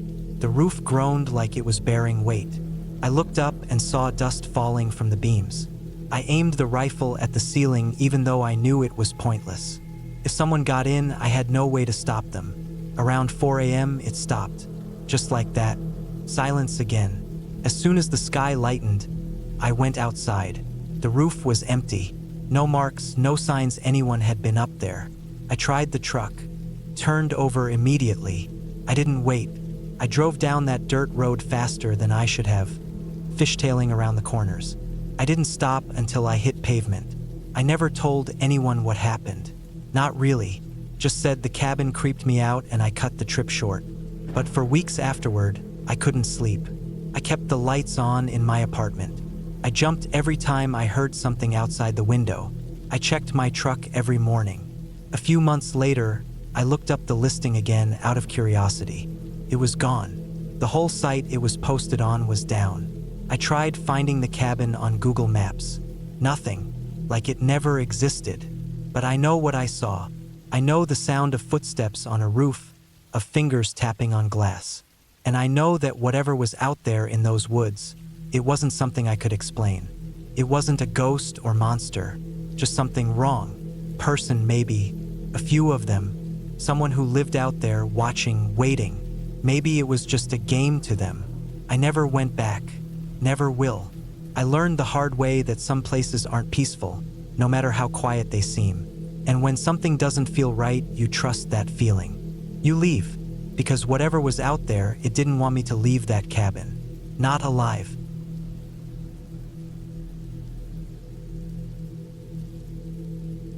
It was early October of 2017 when I decided to take a break from everything. I was living in Columbus, Ohio at the time, working long hours at a local HVAC company. I was 32 then. Life was noisy. City traffic, constant phone notifications, work stress, and it felt like I was grinding through each day just to make it to the next. I didn't tell anyone, but I'd been feeling on edge for months. Not sick, not depressed, just a persistent tension like I couldn't relax no matter how hard I tried. That's when I started looking up cabins to rent. Somewhere quiet, no one else around. I found a listing for a small off-grid cabin up near the Allegheny National Forest in northwest Pennsylvania. It was listed as a primitive rental, meaning there was no power, no running water, no cell reception. Just a single-room log cabin with a wood stove, a cot, a table, and a small outhouse out back. The photos showed it surrounded by thick trees and sitting near the edge of a shallow creek. That was exactly what I wanted. I booked it for a full week. I didn't tell any coworkers where I was going, just told them I needed some time off for personal reasons. I packed everything I thought I'd need. A bunch of canned food, water jugs, warm clothes, lanterns, firewood, a small hatchet, and my old Remington rifle. Not for hunting, just for peace of mind. You never know with wild animals. The drive up took about 6 hours. The paved roads slowly turned to gravel and then to dirt. I remember feeling a bit nervous when I got to the last turnoff. A narrow lane marked by an old wooden post with a small red flag tied to it. I followed that dirt track for another mile or so, winding between trees until it opened up into a clearing. There it was. The cabin looked older than I expected, but it was solid. The logs were darkened from years of weather, but the roof looked recently repaired. The front porch sagged slightly, and the steps creaked when I climbed them, but everything held firm. There was a lockbox on the door with the key, just like the owner said. Inside was simple. The cot was made up with a thin mattress and a wool blanket. The table had some old candle holders on it. There were a few shelves with random items, an old tin coffee pot, some rusted lanterns, a couple of dusty books. There was even a journal tucked into one corner, filled with short notes from past visitors. Most of them talked about the peace and quiet, the beauty of the woods, and how the place helped them clear their minds. One guy wrote that he spent the whole week just sitting by the creek and listening to the water. I thought I'd probably do the same. The first day went by slow. I unpacked my stuff, got a fire going in the wood stove, and then walked around the property. The creek was only about 50 yards from the cabin and ran clear and shallow over smooth stones. The trees were tall and dense, mostly oaks and maples, and their leaves had turned bright orange and red. I found a log to sit on and just listen to the breeze. That night, I cooked some soup over the fire and read one of the books I brought.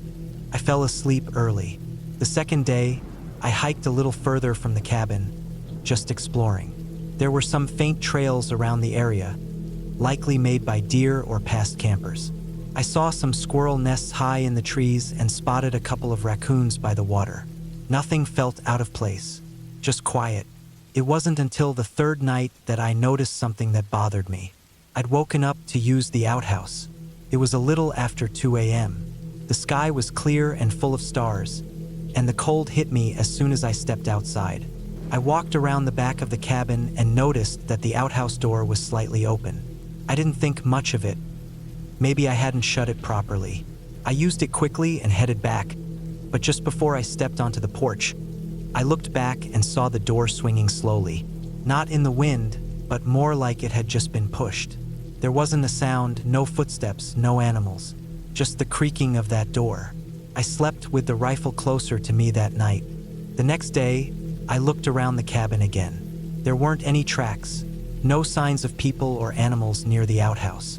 I chalked it up to my nerves. Still, I started keeping the fire going a little longer into the night.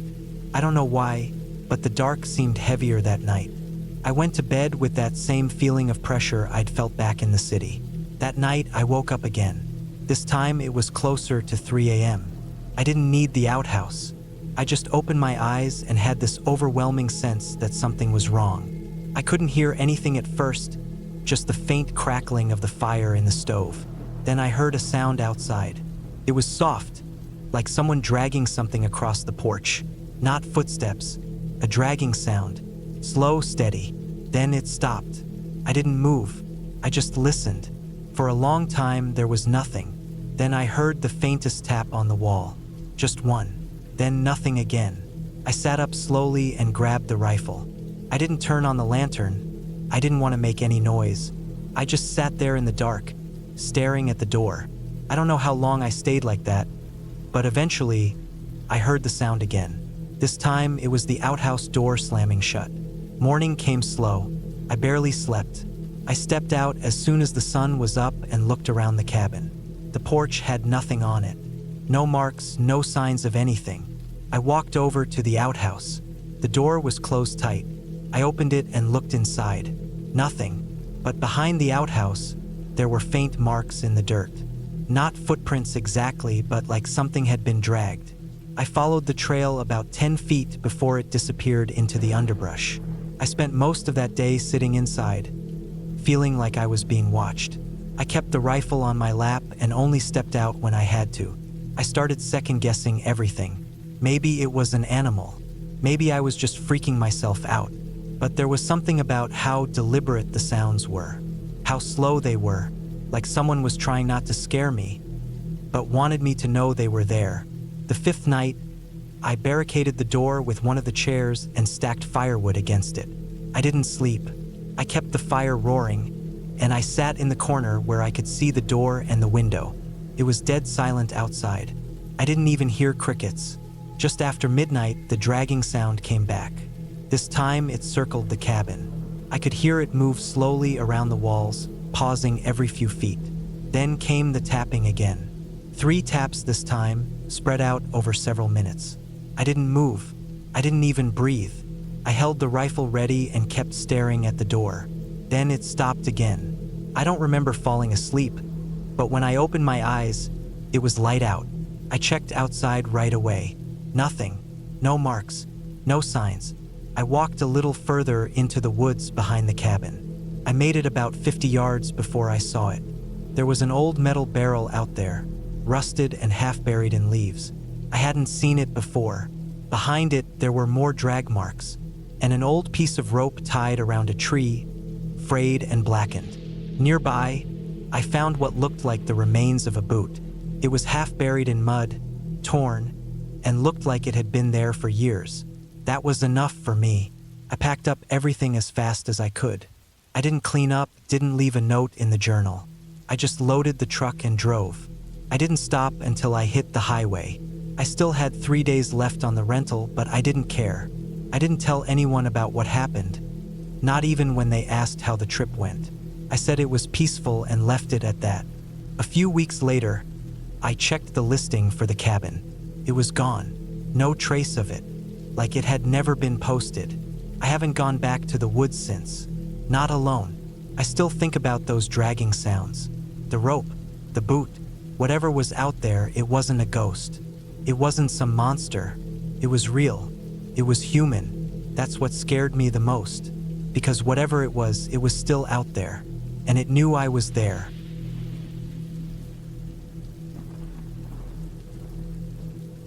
It was the fall of 2014 when I decided to take a break from everything and spend a week alone in a cabin in northern Maine. I was 36 years old, recently divorced, and I felt completely drained from the life I had built and watched fall apart.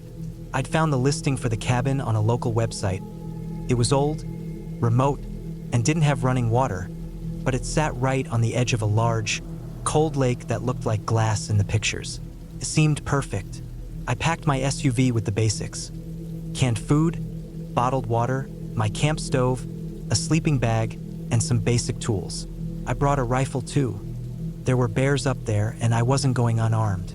I left my phone in the glove box after I parked the car on the gravel pull-off near the trailhead. There was no service anyway. From there, it was about a 30-minute walk through the woods to the cabin. The trail wasn't marked, but I'd studied satellite maps and printed directions, so I knew where to go. The hike in was quiet. The leaves were orange, gold, and red, and the forest smelled like cold earth and dry bark. I passed a few piles of moose droppings and saw old tracks in the mud from some kind of vehicle, maybe an ATV. I figured the owners used one to check on the place now and then. The cabin was smaller than I expected, about 15 by 20 feet, one room with a tiny wood stove and a cot against the far wall. The floor was uneven, and the place smelled like pine and mildew. There was an old shed behind it, barely standing, and a rusted water pump nearby that didn't work. Still, I liked it, felt quiet, removed. The first 2 days were peaceful. I chopped wood, cooked simple meals, and sat on the front step watching the wind move across the lake. The air was cold but clean. I didn't see anyone. No planes, no cars in the distance, no other cabins. Just woods and water. By the third night, things started to feel different. It started with the sound. I had woken up in the middle of the night to pee. I opened the door and stepped outside, half asleep, barefoot, and wrapped in my coat. The air was still. No wind, no bugs. That's when I heard something. Branches snapping, far off, but steady, like footsteps. It wasn't a deer. It was too slow and deliberate. I stood still for a long time, listening until it stopped. In the morning, I figured it was just my imagination. But that night, the sound came back, this time closer. I sat in the dark, stove burning low, listening to the sound of someone walking slowly around the cabin. I didn't look out the window. I don't know why. I just waited, gripping my rifle, staring at the door until the sound stopped. I barely slept. I checked the area the next morning. I found footprints, big ones, boot prints, deep in the soil, circling the cabin once, then disappearing into the woods toward the north. I followed them for a bit, maybe a quarter mile, before they disappeared into rocky ground. Whoever it was hadn't left anything behind. No trash, no tools, nothing. Just the prints. That afternoon, I gathered more firewood and moved my supplies into the cabin. I kept the rifle close.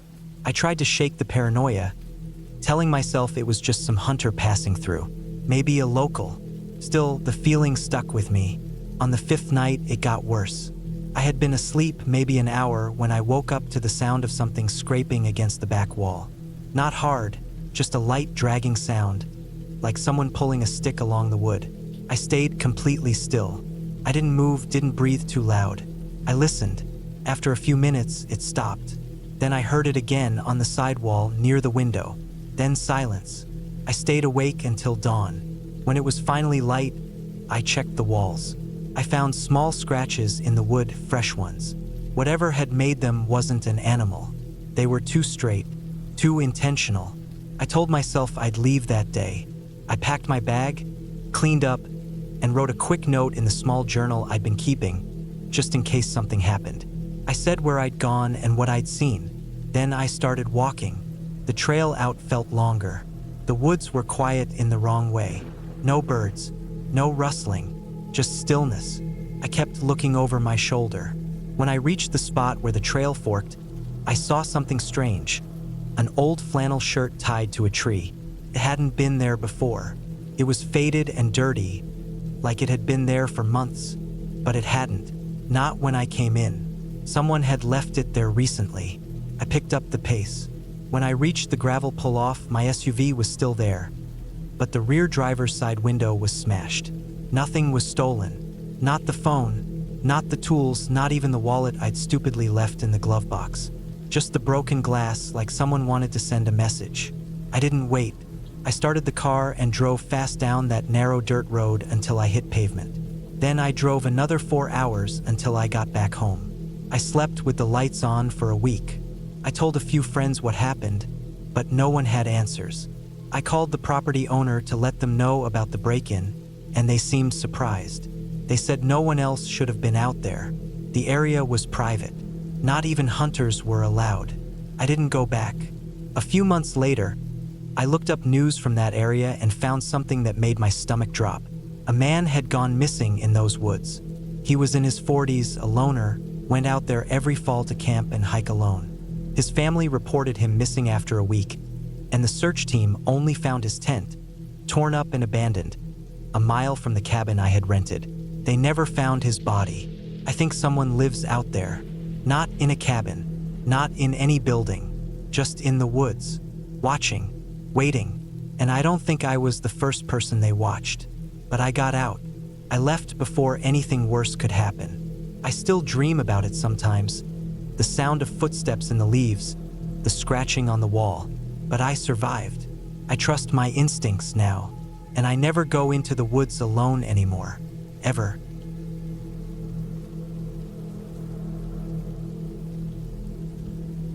It was early October of 2017 when I decided to take a week off from my job at the auto parts warehouse in Akron.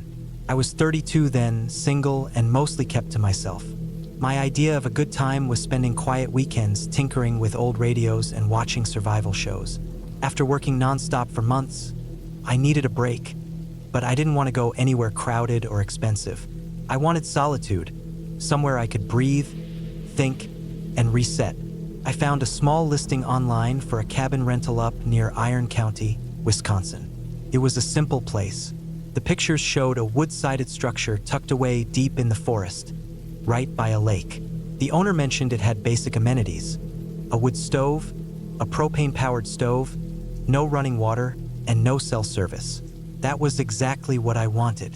I booked 5 nights, packed my old Chevy Blazer with essentials, and left early one Sunday morning. The drive took nearly 9 hours. I passed fewer and fewer cars the deeper I went, and by the time I turned onto the final gravel road leading to the cabin, I hadn't seen another vehicle for almost 40 minutes. The trees were thick, all reds, yellows, and browns. Autumn was at its peak, and the road was littered with fallen leaves. I kept the windows cracked to let in the cool air. The cabin sat near a bend in the road, facing a small lake that looked more like a pond. There was a fire pit out front, a stack of chopped firewood, and a small rowboat pulled up on shore. It was peaceful, almost too quiet. I turned off the engine, stepped out, and just stood there, listening. There were no distant cars, no planes overhead, no hum of electricity, just the occasional rustle of leaves and the chirp of birds. Inside, the cabin smelled of old wood and dust.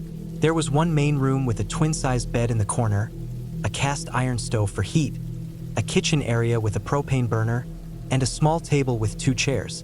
In the back, a narrow door led to a compost toilet room. I unpacked, lit a small fire to knock out the chill, and sat on the porch with a bottle of water and some trail mix. That first night, I slept surprisingly well. I kept the stove going low and piled on extra blankets. The wind picked up around midnight, and I could hear it pushing through the trees, but I felt safe inside. It wasn't until the second night that things started to feel off. That day, I had gone for a hike around the lake. It took me about 3 hours to circle it fully, including breaks to sit and watch the water. I didn't see a single other person, not even footprints or tire tracks. But when I got back to the cabin, the door was slightly open. I was sure I had shut it, but maybe I hadn't latched it properly. The wind had been strong. Inside, everything looked the same except one of my boots had been moved. It was about a foot from where I had left it. I told myself I probably bumped it without realizing. I shut and latched the door carefully this time and checked the windows. All were closed tight. That night, I cooked some canned stew on the burner, read a book by flashlight, and went to bed early. I woke up at 3:17 a.m. I remember the time because my watch has a faint backlight, and I checked it out of habit. Something had woken me up, but I didn't know what. I lay still and listened. The stove had gone out, and the cabin was cold. Then I heard it, a crunching sound, like someone stepping on leaves outside. I froze. It didn't go away. It circled the cabin slowly. I could hear each step clearly through the thin walls. It wasn't an animal. It sounded deliberate. I held my breath, heart racing. The steps stopped at the porch, right by the front door. Then nothing. I stayed frozen in bed, staring at the ceiling in the dark, too scared to move. After maybe 10 minutes, I finally grabbed my flashlight and quietly got up. I didn't open the door. I looked through the small front window. It was too dark to see anything. I waited another hour before I finally laid back down, but I never fell asleep again. The next morning, I checked the ground outside. There were boot prints, clear as day, in the dirt and leaves leading around the cabin. Not mine. These were bigger, wider, and had a different sole pattern. They came from the woods, circled the cabin once, then went back into the trees. I felt sick. I packed some things in case I needed to leave fast and kept a hatchet by my side. But I told myself it could have been a hunter or a lost hiker. Still, it felt wrong. I didn't see or hear anyone the rest of that day. That night, I barely slept. Every sound had me sitting up, listening. Around 1 a.m., I heard a tap on the window. Just one. Then nothing. I didn't move. I stayed completely still until sunrise. On the fourth day, I tried to hike back toward where the boot prints had come from. I followed the general direction into the woods, hoping to maybe find a trail or explanation. I walked for hours, deeper than I had planned, until I found a clearing with an old, rusted-out pickup truck. It looked like it had been sitting there for years, moss growing on the hood, tires sunken into the ground. Behind it was a crude lean-to shelter made of branches and tarps. There was a blue tarp on the ground, weighed down with rocks. On top of it were bones. Animal bones, I hoped. I didn't get too close. There was also a pile of burned cans and some plastic containers. Someone had been living out there. I didn't stick around. I turned and walked as fast as I could back to the cabin, checking over my shoulder constantly. When I got back, nothing had changed, but I couldn't shake the feeling that someone had followed me. That evening, I didn't make a fire. I didn't cook. I kept all the lights off and sat in the corner with the hatchet, listening. Around 2 a.m., I heard movement again. Not just walking, something brushing against the wall. Then a soft thud, like someone testing the window. I was done. I waited until first light, grabbed all my gear, and packed the blazer. I didn't clean up. I didn't leave a note. I just drove, not stopping until I was back on a paved road with cell service. I called the cabin owner, left a voicemail saying I had an emergency and had to leave early. When I got home, I couldn't stop thinking about it.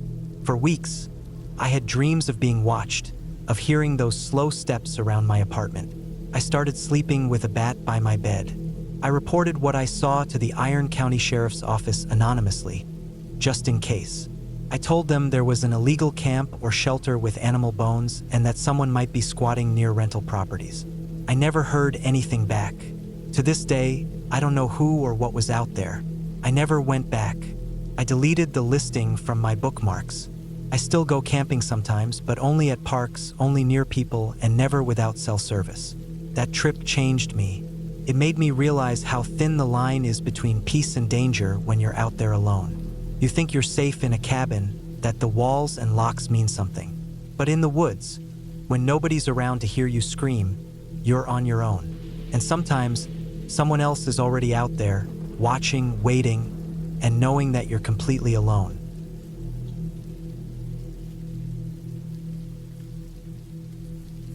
It was the summer of 2017 when I decided to spend a week alone at a remote cabin in northern Minnesota.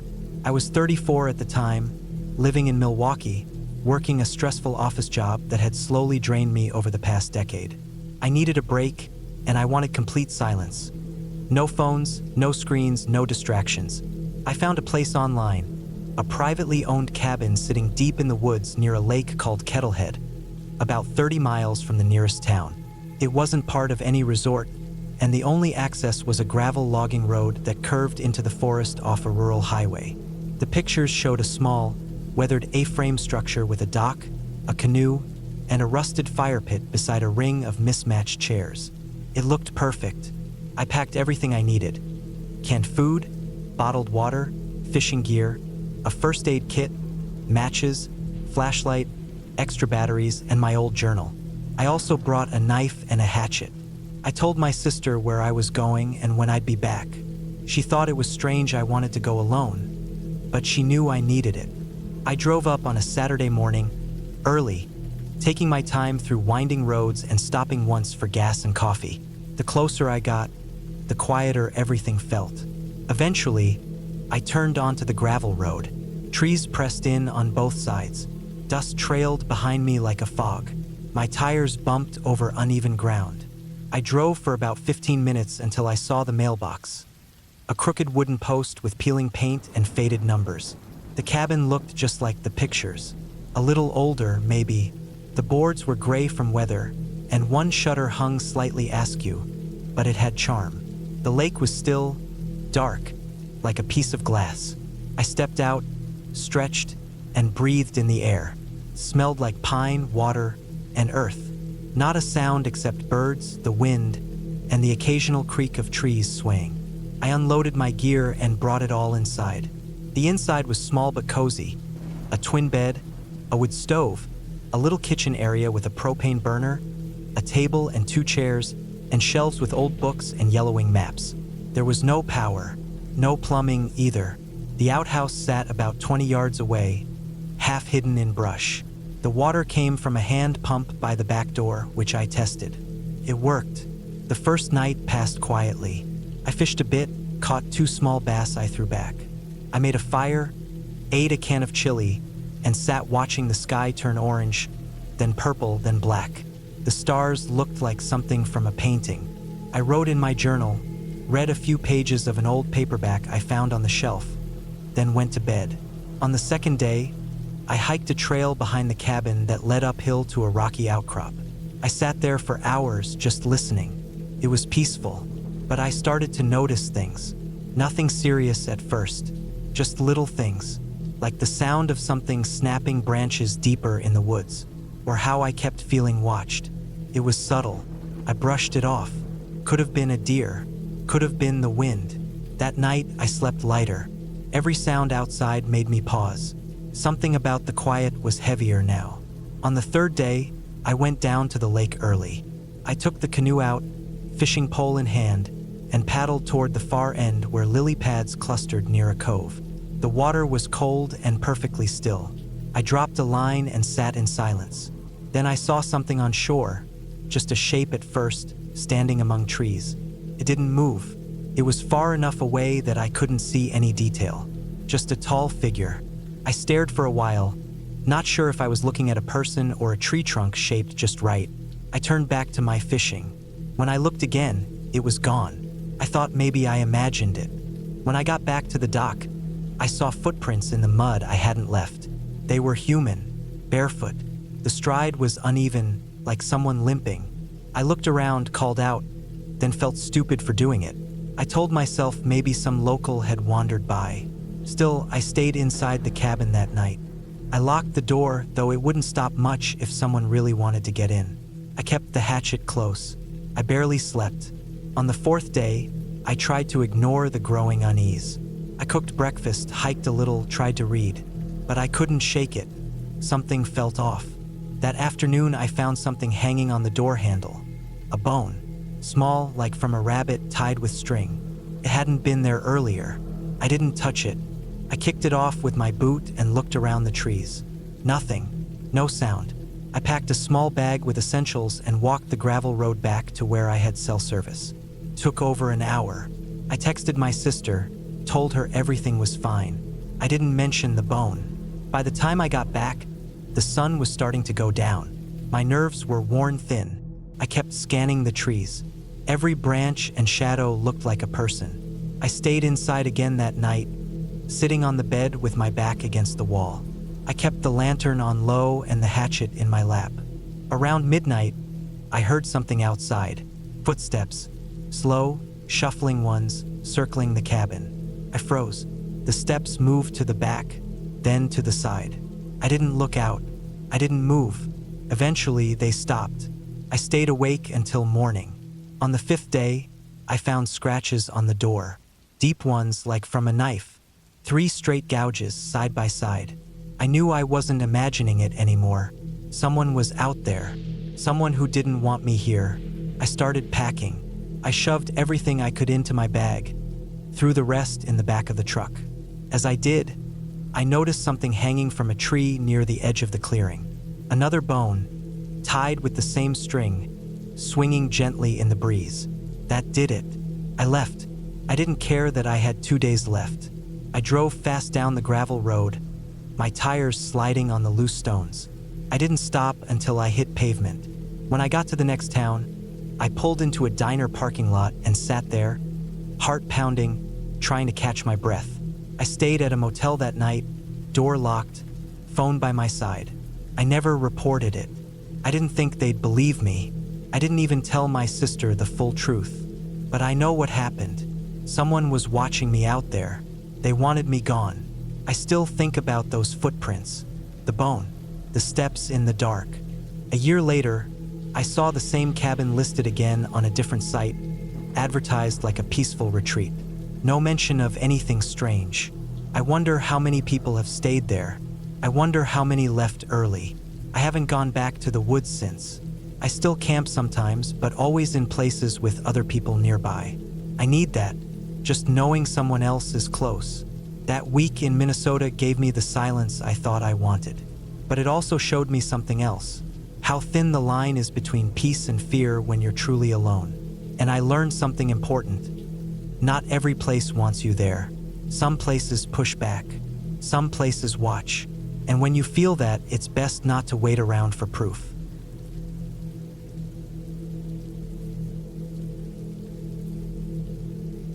It was the summer of 2016, and I had just turned 31. I was living in Wisconsin at the time, working as a freelance mechanic out of my home garage. Business had been slow that month, so when my cousin offered me a chance to stay at a remote cabin he owned up near the Minnesota border for a week, I agreed. He said the place was rarely used, quiet, and far enough from town that I wouldn't have to hear another human voice if I didn't want to. That sounded exactly like what I needed. I packed up some basic food, clothes, my toolbox, just in case, a good flashlight, a hunting knife, and a few books. The drive was just under 6 hours, and most of it took me through long stretches of forested roads. As I got closer to the property, the paved road turned to gravel, then narrowed to a single dirt path with thick trees on either side. My phone signal had already died out over an hour ago, and I hadn't seen another car for miles. The cabin itself was a single-story wooden structure with a small covered porch and an old metal chimney sticking out of the roof. It sat near a small lake, completely surrounded by dense woods. There were no neighbors, no sounds of cars, just birds and the wind through the trees. The keys were exactly where my cousin said they'd be, inside a rusted coffee can under the porch steps. Inside, the place was dusty but solid. One small bedroom, a narrow bathroom, a kitchenette, and a living room with an old stone fireplace. Everything was powered by a small gas generator out back, which I had to crank manually. It worked, though it sputtered now and then. I checked all the locks, windows, and made a mental note of where everything was. There was no running water, just a pump out back, and the bathroom had a composting toilet. It was rustic, but I wasn't expecting luxury. The first 2 days were uneventful. I read a lot, hiked a few of the nearby trails, and just soaked in the quiet. It was so still out there that even the snap of a twig sounded like a firecracker. I didn't mind. In fact, I liked it.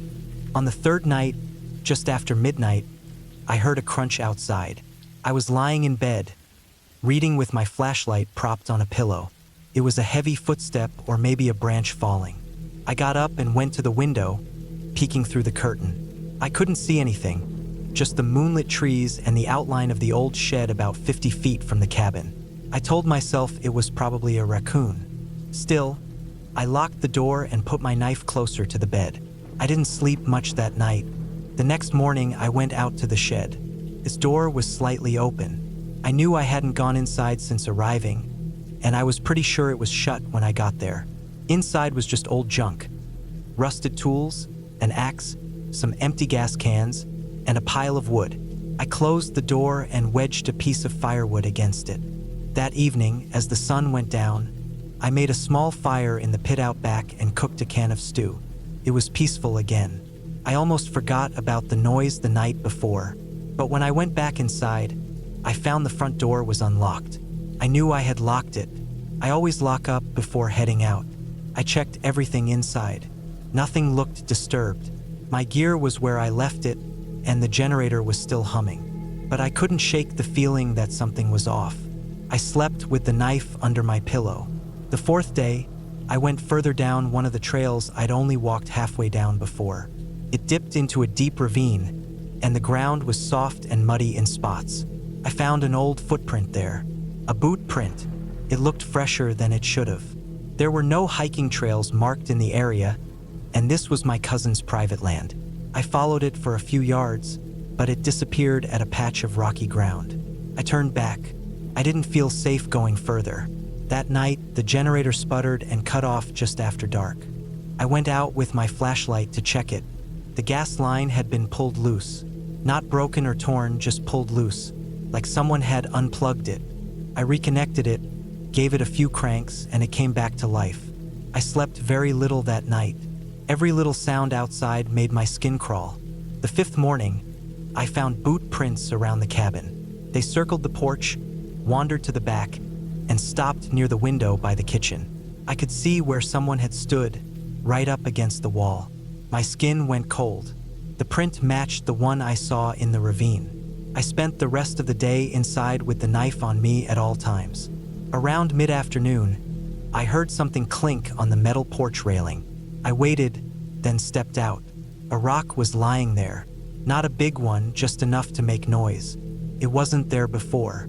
I shouted into the woods out of instinct, even though I didn't expect a reply. My voice sounded so hollow out there. I went back in and locked the door. I pushed the dresser in front of it too. That night, the generator died again. This time, the gas cap was off and the tank was empty. I'd filled it that morning. I stayed up with the knife in one hand and my flashlight in the other. At some point, around 3 or 4 a.m., I heard someone walking just outside. No crunching leaves or snapping branches, just soft footsteps circling the cabin. Then silence. I waited until sunrise to move. As soon as it was light, I packed everything, stuffed it in the truck, and started driving. The road felt longer than I remembered. I didn't relax until I saw pavement again. I drove all the way back to my apartment without stopping. I called my cousin that night. He seemed surprised.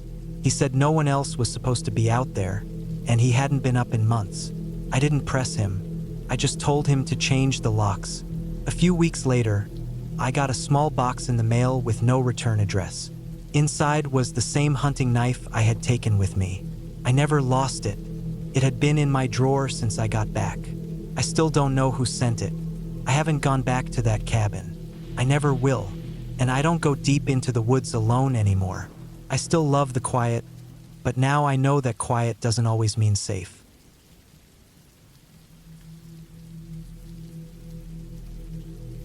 It happened back in the fall of 2007. My name's Ben, and I was 39 at the time. I had taken a trip out to Idaho for some solo hiking and backcountry exploring. I had some experience hiking alone, and I wasn't doing anything too extreme, at least not by my standards back then. I had done weekend trips before, sometimes a little longer, just me, my pack, and a decent paper map since GPS wasn't something I really trusted. That trip was supposed to be a 4-day loop through part of the Payette National Forest. I wanted quiet, some distance from everything, and maybe even a few pictures of wildlife if I was lucky. I'd parked at a small, unpaved lot about 30 miles out from McCall and set off from there. The first day was uneventful. Cool weather, quiet forest, a few deer here and there. I pitched my tent near a stream that first night. It was peaceful, the kind of thing that reminds you why you like solitude in the first place. The second day things started going off track. Literally. I'd taken a side trail that wasn't on my main map, just one of those narrow deer paths that people sometimes follow for a shortcut. I thought I could make my way back to the main trail later, cutting a few miles off. Big mistake. The further I went, the less it looked like anything that had seen human feet in a long time, and the terrain got rougher. I kept going, thinking I could connect back to a known trail eventually. That's when I fell. It was stupid. Just a bad step on a loose patch of rocks along a small ridge. My boots slid out from under me, and I dropped maybe 10 feet down a slope. I didn't hit my head, but my right leg twisted badly when I landed. The pain was sharp enough that I yelled out, even though no one was around to hear it. I knew right away it was sprained, maybe worse. I sat there for a while, swearing under my breath, testing it. I could move my toes and I didn't hear a snap, but I couldn't put weight on it without nearly collapsing. I was in trouble. The sun was already past its peak, and I was somewhere way off the main trail, maybe 7 or 8 miles from where I'd started. I had no phone signal. No one knew the exact path I'd taken. I had food and water in my pack, but no way to hike back out anytime soon. I thought about setting up camp right there, but then I remembered something from earlier in the day. Maybe 3 miles back, I'd seen a sloped metal roof poking through some trees off the trail. I hadn't checked it out at the time, figuring it was some old hunter's shelter or cabin. Now I was wishing I had. I wrapped my ankle as best I could using an ace bandage from my first aid kit, then made myself a crude walking stick out of a branch. I hobbled in the direction I thought the cabin might be, taking breaks every few minutes. Took me hours. By the time I finally saw that roof again through the trees, it was nearly dark. I was sweating from the pain and cold from the air, and my leg felt like it was being stabbed every time I moved it wrong. The cabin was old, really old. The front door was crooked on its hinges and looked like it hadn't been opened in years. One of the windows was boarded up. The others were just dusty and cracked, but the walls were still standing, and the roof looked solid enough. I pushed the door open and stepped inside. The place smelled like dust, old wood, and something musty, like decayed fabric or fur. Inside, it was a single room with a rusted stove, a rickety table, and a sagging cot in one corner. There was an old oil lantern on the table, and to my surprise, it still had fuel in it. I lit it with a match and watched the room glow yellow and dim. Felt like stepping back 50 years. I dropped my pack and sat down on the cot. Creaked loudly, but it held. I pulled off my boot and examined my ankle in the lantern light. Swollen, red. I wasn't walking far for a while. I decided right then I'd rest here until I could move better. Maybe signal for help later from higher ground. That first night was cold and full of aches. I wrapped myself in my sleeping bag on the cot and kept the lantern low. The wind rattled something outside, probably an old gutter or a broken shutter. It didn't sound like much, but it kept me awake. At one point, I thought I heard footsteps crunching leaves outside, but I told myself it was an animal. I didn't want to think about anything else it could be. In the morning, I did a little more looking around. The back of the cabin had a half-collapsed shed with a broken door. Inside were old tools, rusted axes, a cracked saw, an empty rifle case. Nothing useful. No food, no water. Just broken junk. Still, I was glad to be indoors. I rationed my water and ate some trail mix and jerky from my pack. I tried keeping my leg elevated as much as I could, but it throbbed constantly. It wasn't until that evening that I noticed something odd. There were fresh footprints outside, in the dirt beside the cabin. I hadn't walked around that side, not since I got there. The prints weren't mine either. Too long, too narrow. The shape of the heel was different, and there were a few of them leading from the trees up to the side window, then back out again. They were recent. No leaves had fallen on them, no signs of weather touching them. I stood there with my stick, staring at them until the chill got through my coat. I didn't know what to think. Maybe another hiker? Maybe someone who lived nearby and was just checking on the place? But why wouldn't they come in? Why would they come up to the window, then leave? That night I didn't sleep. I kept the lantern lit and sat up most of the time, my hand near the pocket knife I carried. I thought I heard sounds again. Something brushing against the far wall of the cabin. Something soft and slow. Not wind. Not an animal either. When daylight finally came, I looked again. The prints were gone. It had rained lightly during the night. That explained some of it, but not all of it, because near the tree line, about 50 feet out, I saw something else. A small pile of stones, perfectly stacked. Not a natural pile. Someone had placed them like that. I didn't know what it meant, but I didn't like it. Over the next 2 days, the pain in my leg eased just slightly. I could hobble a little better. I spent more time outside the cabin during daylight, making short circles around it. I didn't go far. I didn't dare. But each day, I found something strange. One day, a small animal skull, clean, sitting right outside the door. Another day, a torn piece of cloth hanging from a low branch nearby. It looked old, maybe denim or canvas. I kept everything I found, put it on the table inside, as if trying to convince myself I wasn't imagining it. But the worst thing came on the fourth night. I woke up suddenly. No sound, just a feeling. The lantern was still burning low, and the shadows looked like they were breathing. I sat up and listened. Then I heard it. Something scraped slowly across the wall behind the cot. From outside, like a hand or a branch dragging across the wood. Then a tap. Soft, deliberate. Tap, tap, tap. I froze. Didn't move. Didn't breathe. Kept going for maybe a full minute. Then stopped. I didn't sleep after that. The next morning I packed up. I couldn't stay. Leg or no leg, I had to try to get out. I filled my water bottles, stuffed some food in my coat pockets, and marked the direction of the nearest ridge. If I could get higher, maybe I could get a signal. Before I left, I looked back at the cabin. On the wall where the tapping had come from, I saw something carved into the wood. A single word. Stay. I didn't. I made it halfway up the ridge by nightfall. Every step hurt. I camped under a tree with my sleeping bag and didn't light a fire. I didn't want anything to see me. The next morning, I got lucky. A group of hunters passed through not far from where I was. They had a satellite phone. I was airlifted out later that afternoon. I never found out who or what had been near that cabin. Rangers said there were a few old homesteads and hunting shelters in that part of the forest, but most were abandoned or left to rot. No one had any record of someone living out there recently. I never went back. That old cot, those footprints, the rocks, that word carved into the wall. They all stayed in my mind. Still do. I've been on hundreds of hikes before and since. But I never hike alone anymore. And I never leave the trail.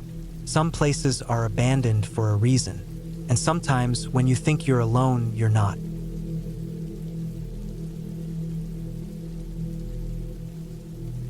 I was 34 years old when I decided to spend a week alone at a remote cabin in Montana. It was the summer of 2021, and I had been feeling burnt out from work. The idea came up after a friend told me about a rental cabin his cousin used for hunting season. It wasn't listed on any websites.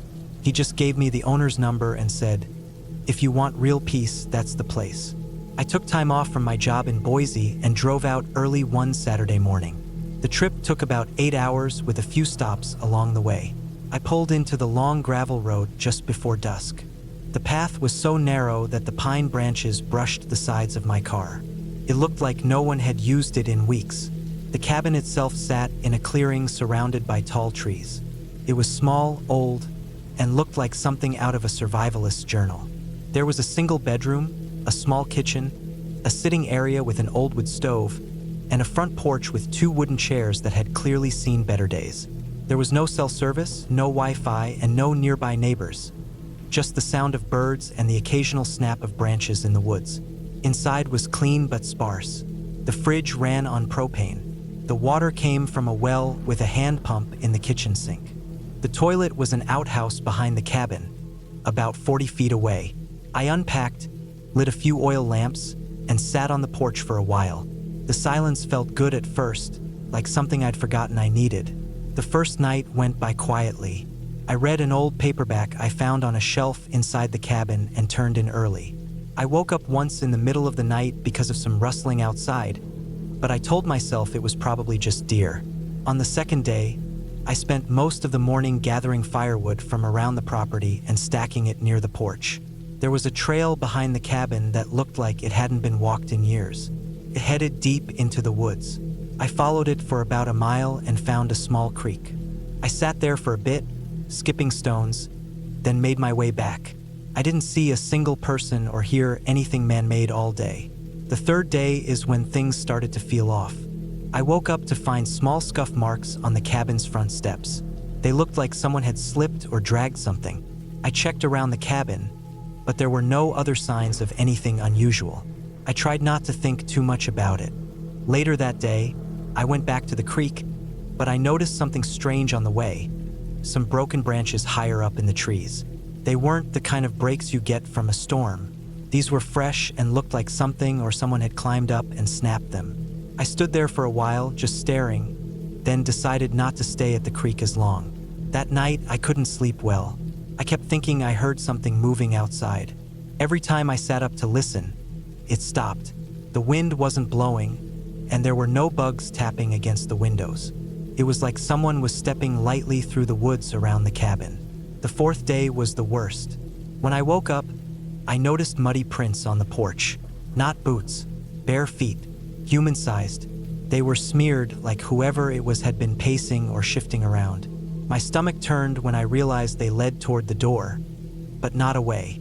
I grabbed the axe I'd been using for chopping wood and walked the perimeter of the cabin. Nothing. The woods looked the same as always, but I couldn't shake the feeling that someone had been there.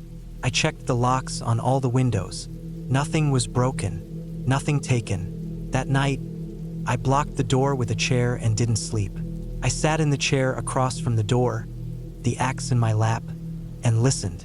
Around midnight, I heard something move behind the cabin. Not a small animal. Heavy, careful. I froze. Then came the sound of footsteps circling the building. They didn't try the door. They didn't knock. Just slow walking, like someone was making sure I knew they were there. I didn't move. I just sat and waited. Eventually, the sounds stopped. At first light, I walked around the cabin again. No prints this time. No sign of anything. I decided I wasn't staying another night. I packed my things in a rush, kept the axe close, and locked up the cabin. The drive down that narrow road was the tensest I've ever felt.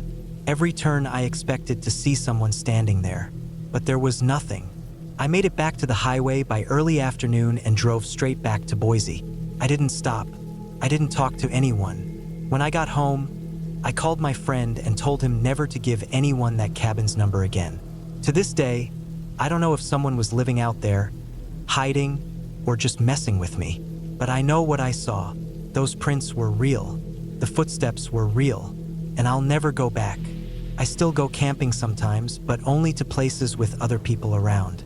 I still enjoy the woods, but I'm not trying to find peace anymore. I'm just trying to stay safe.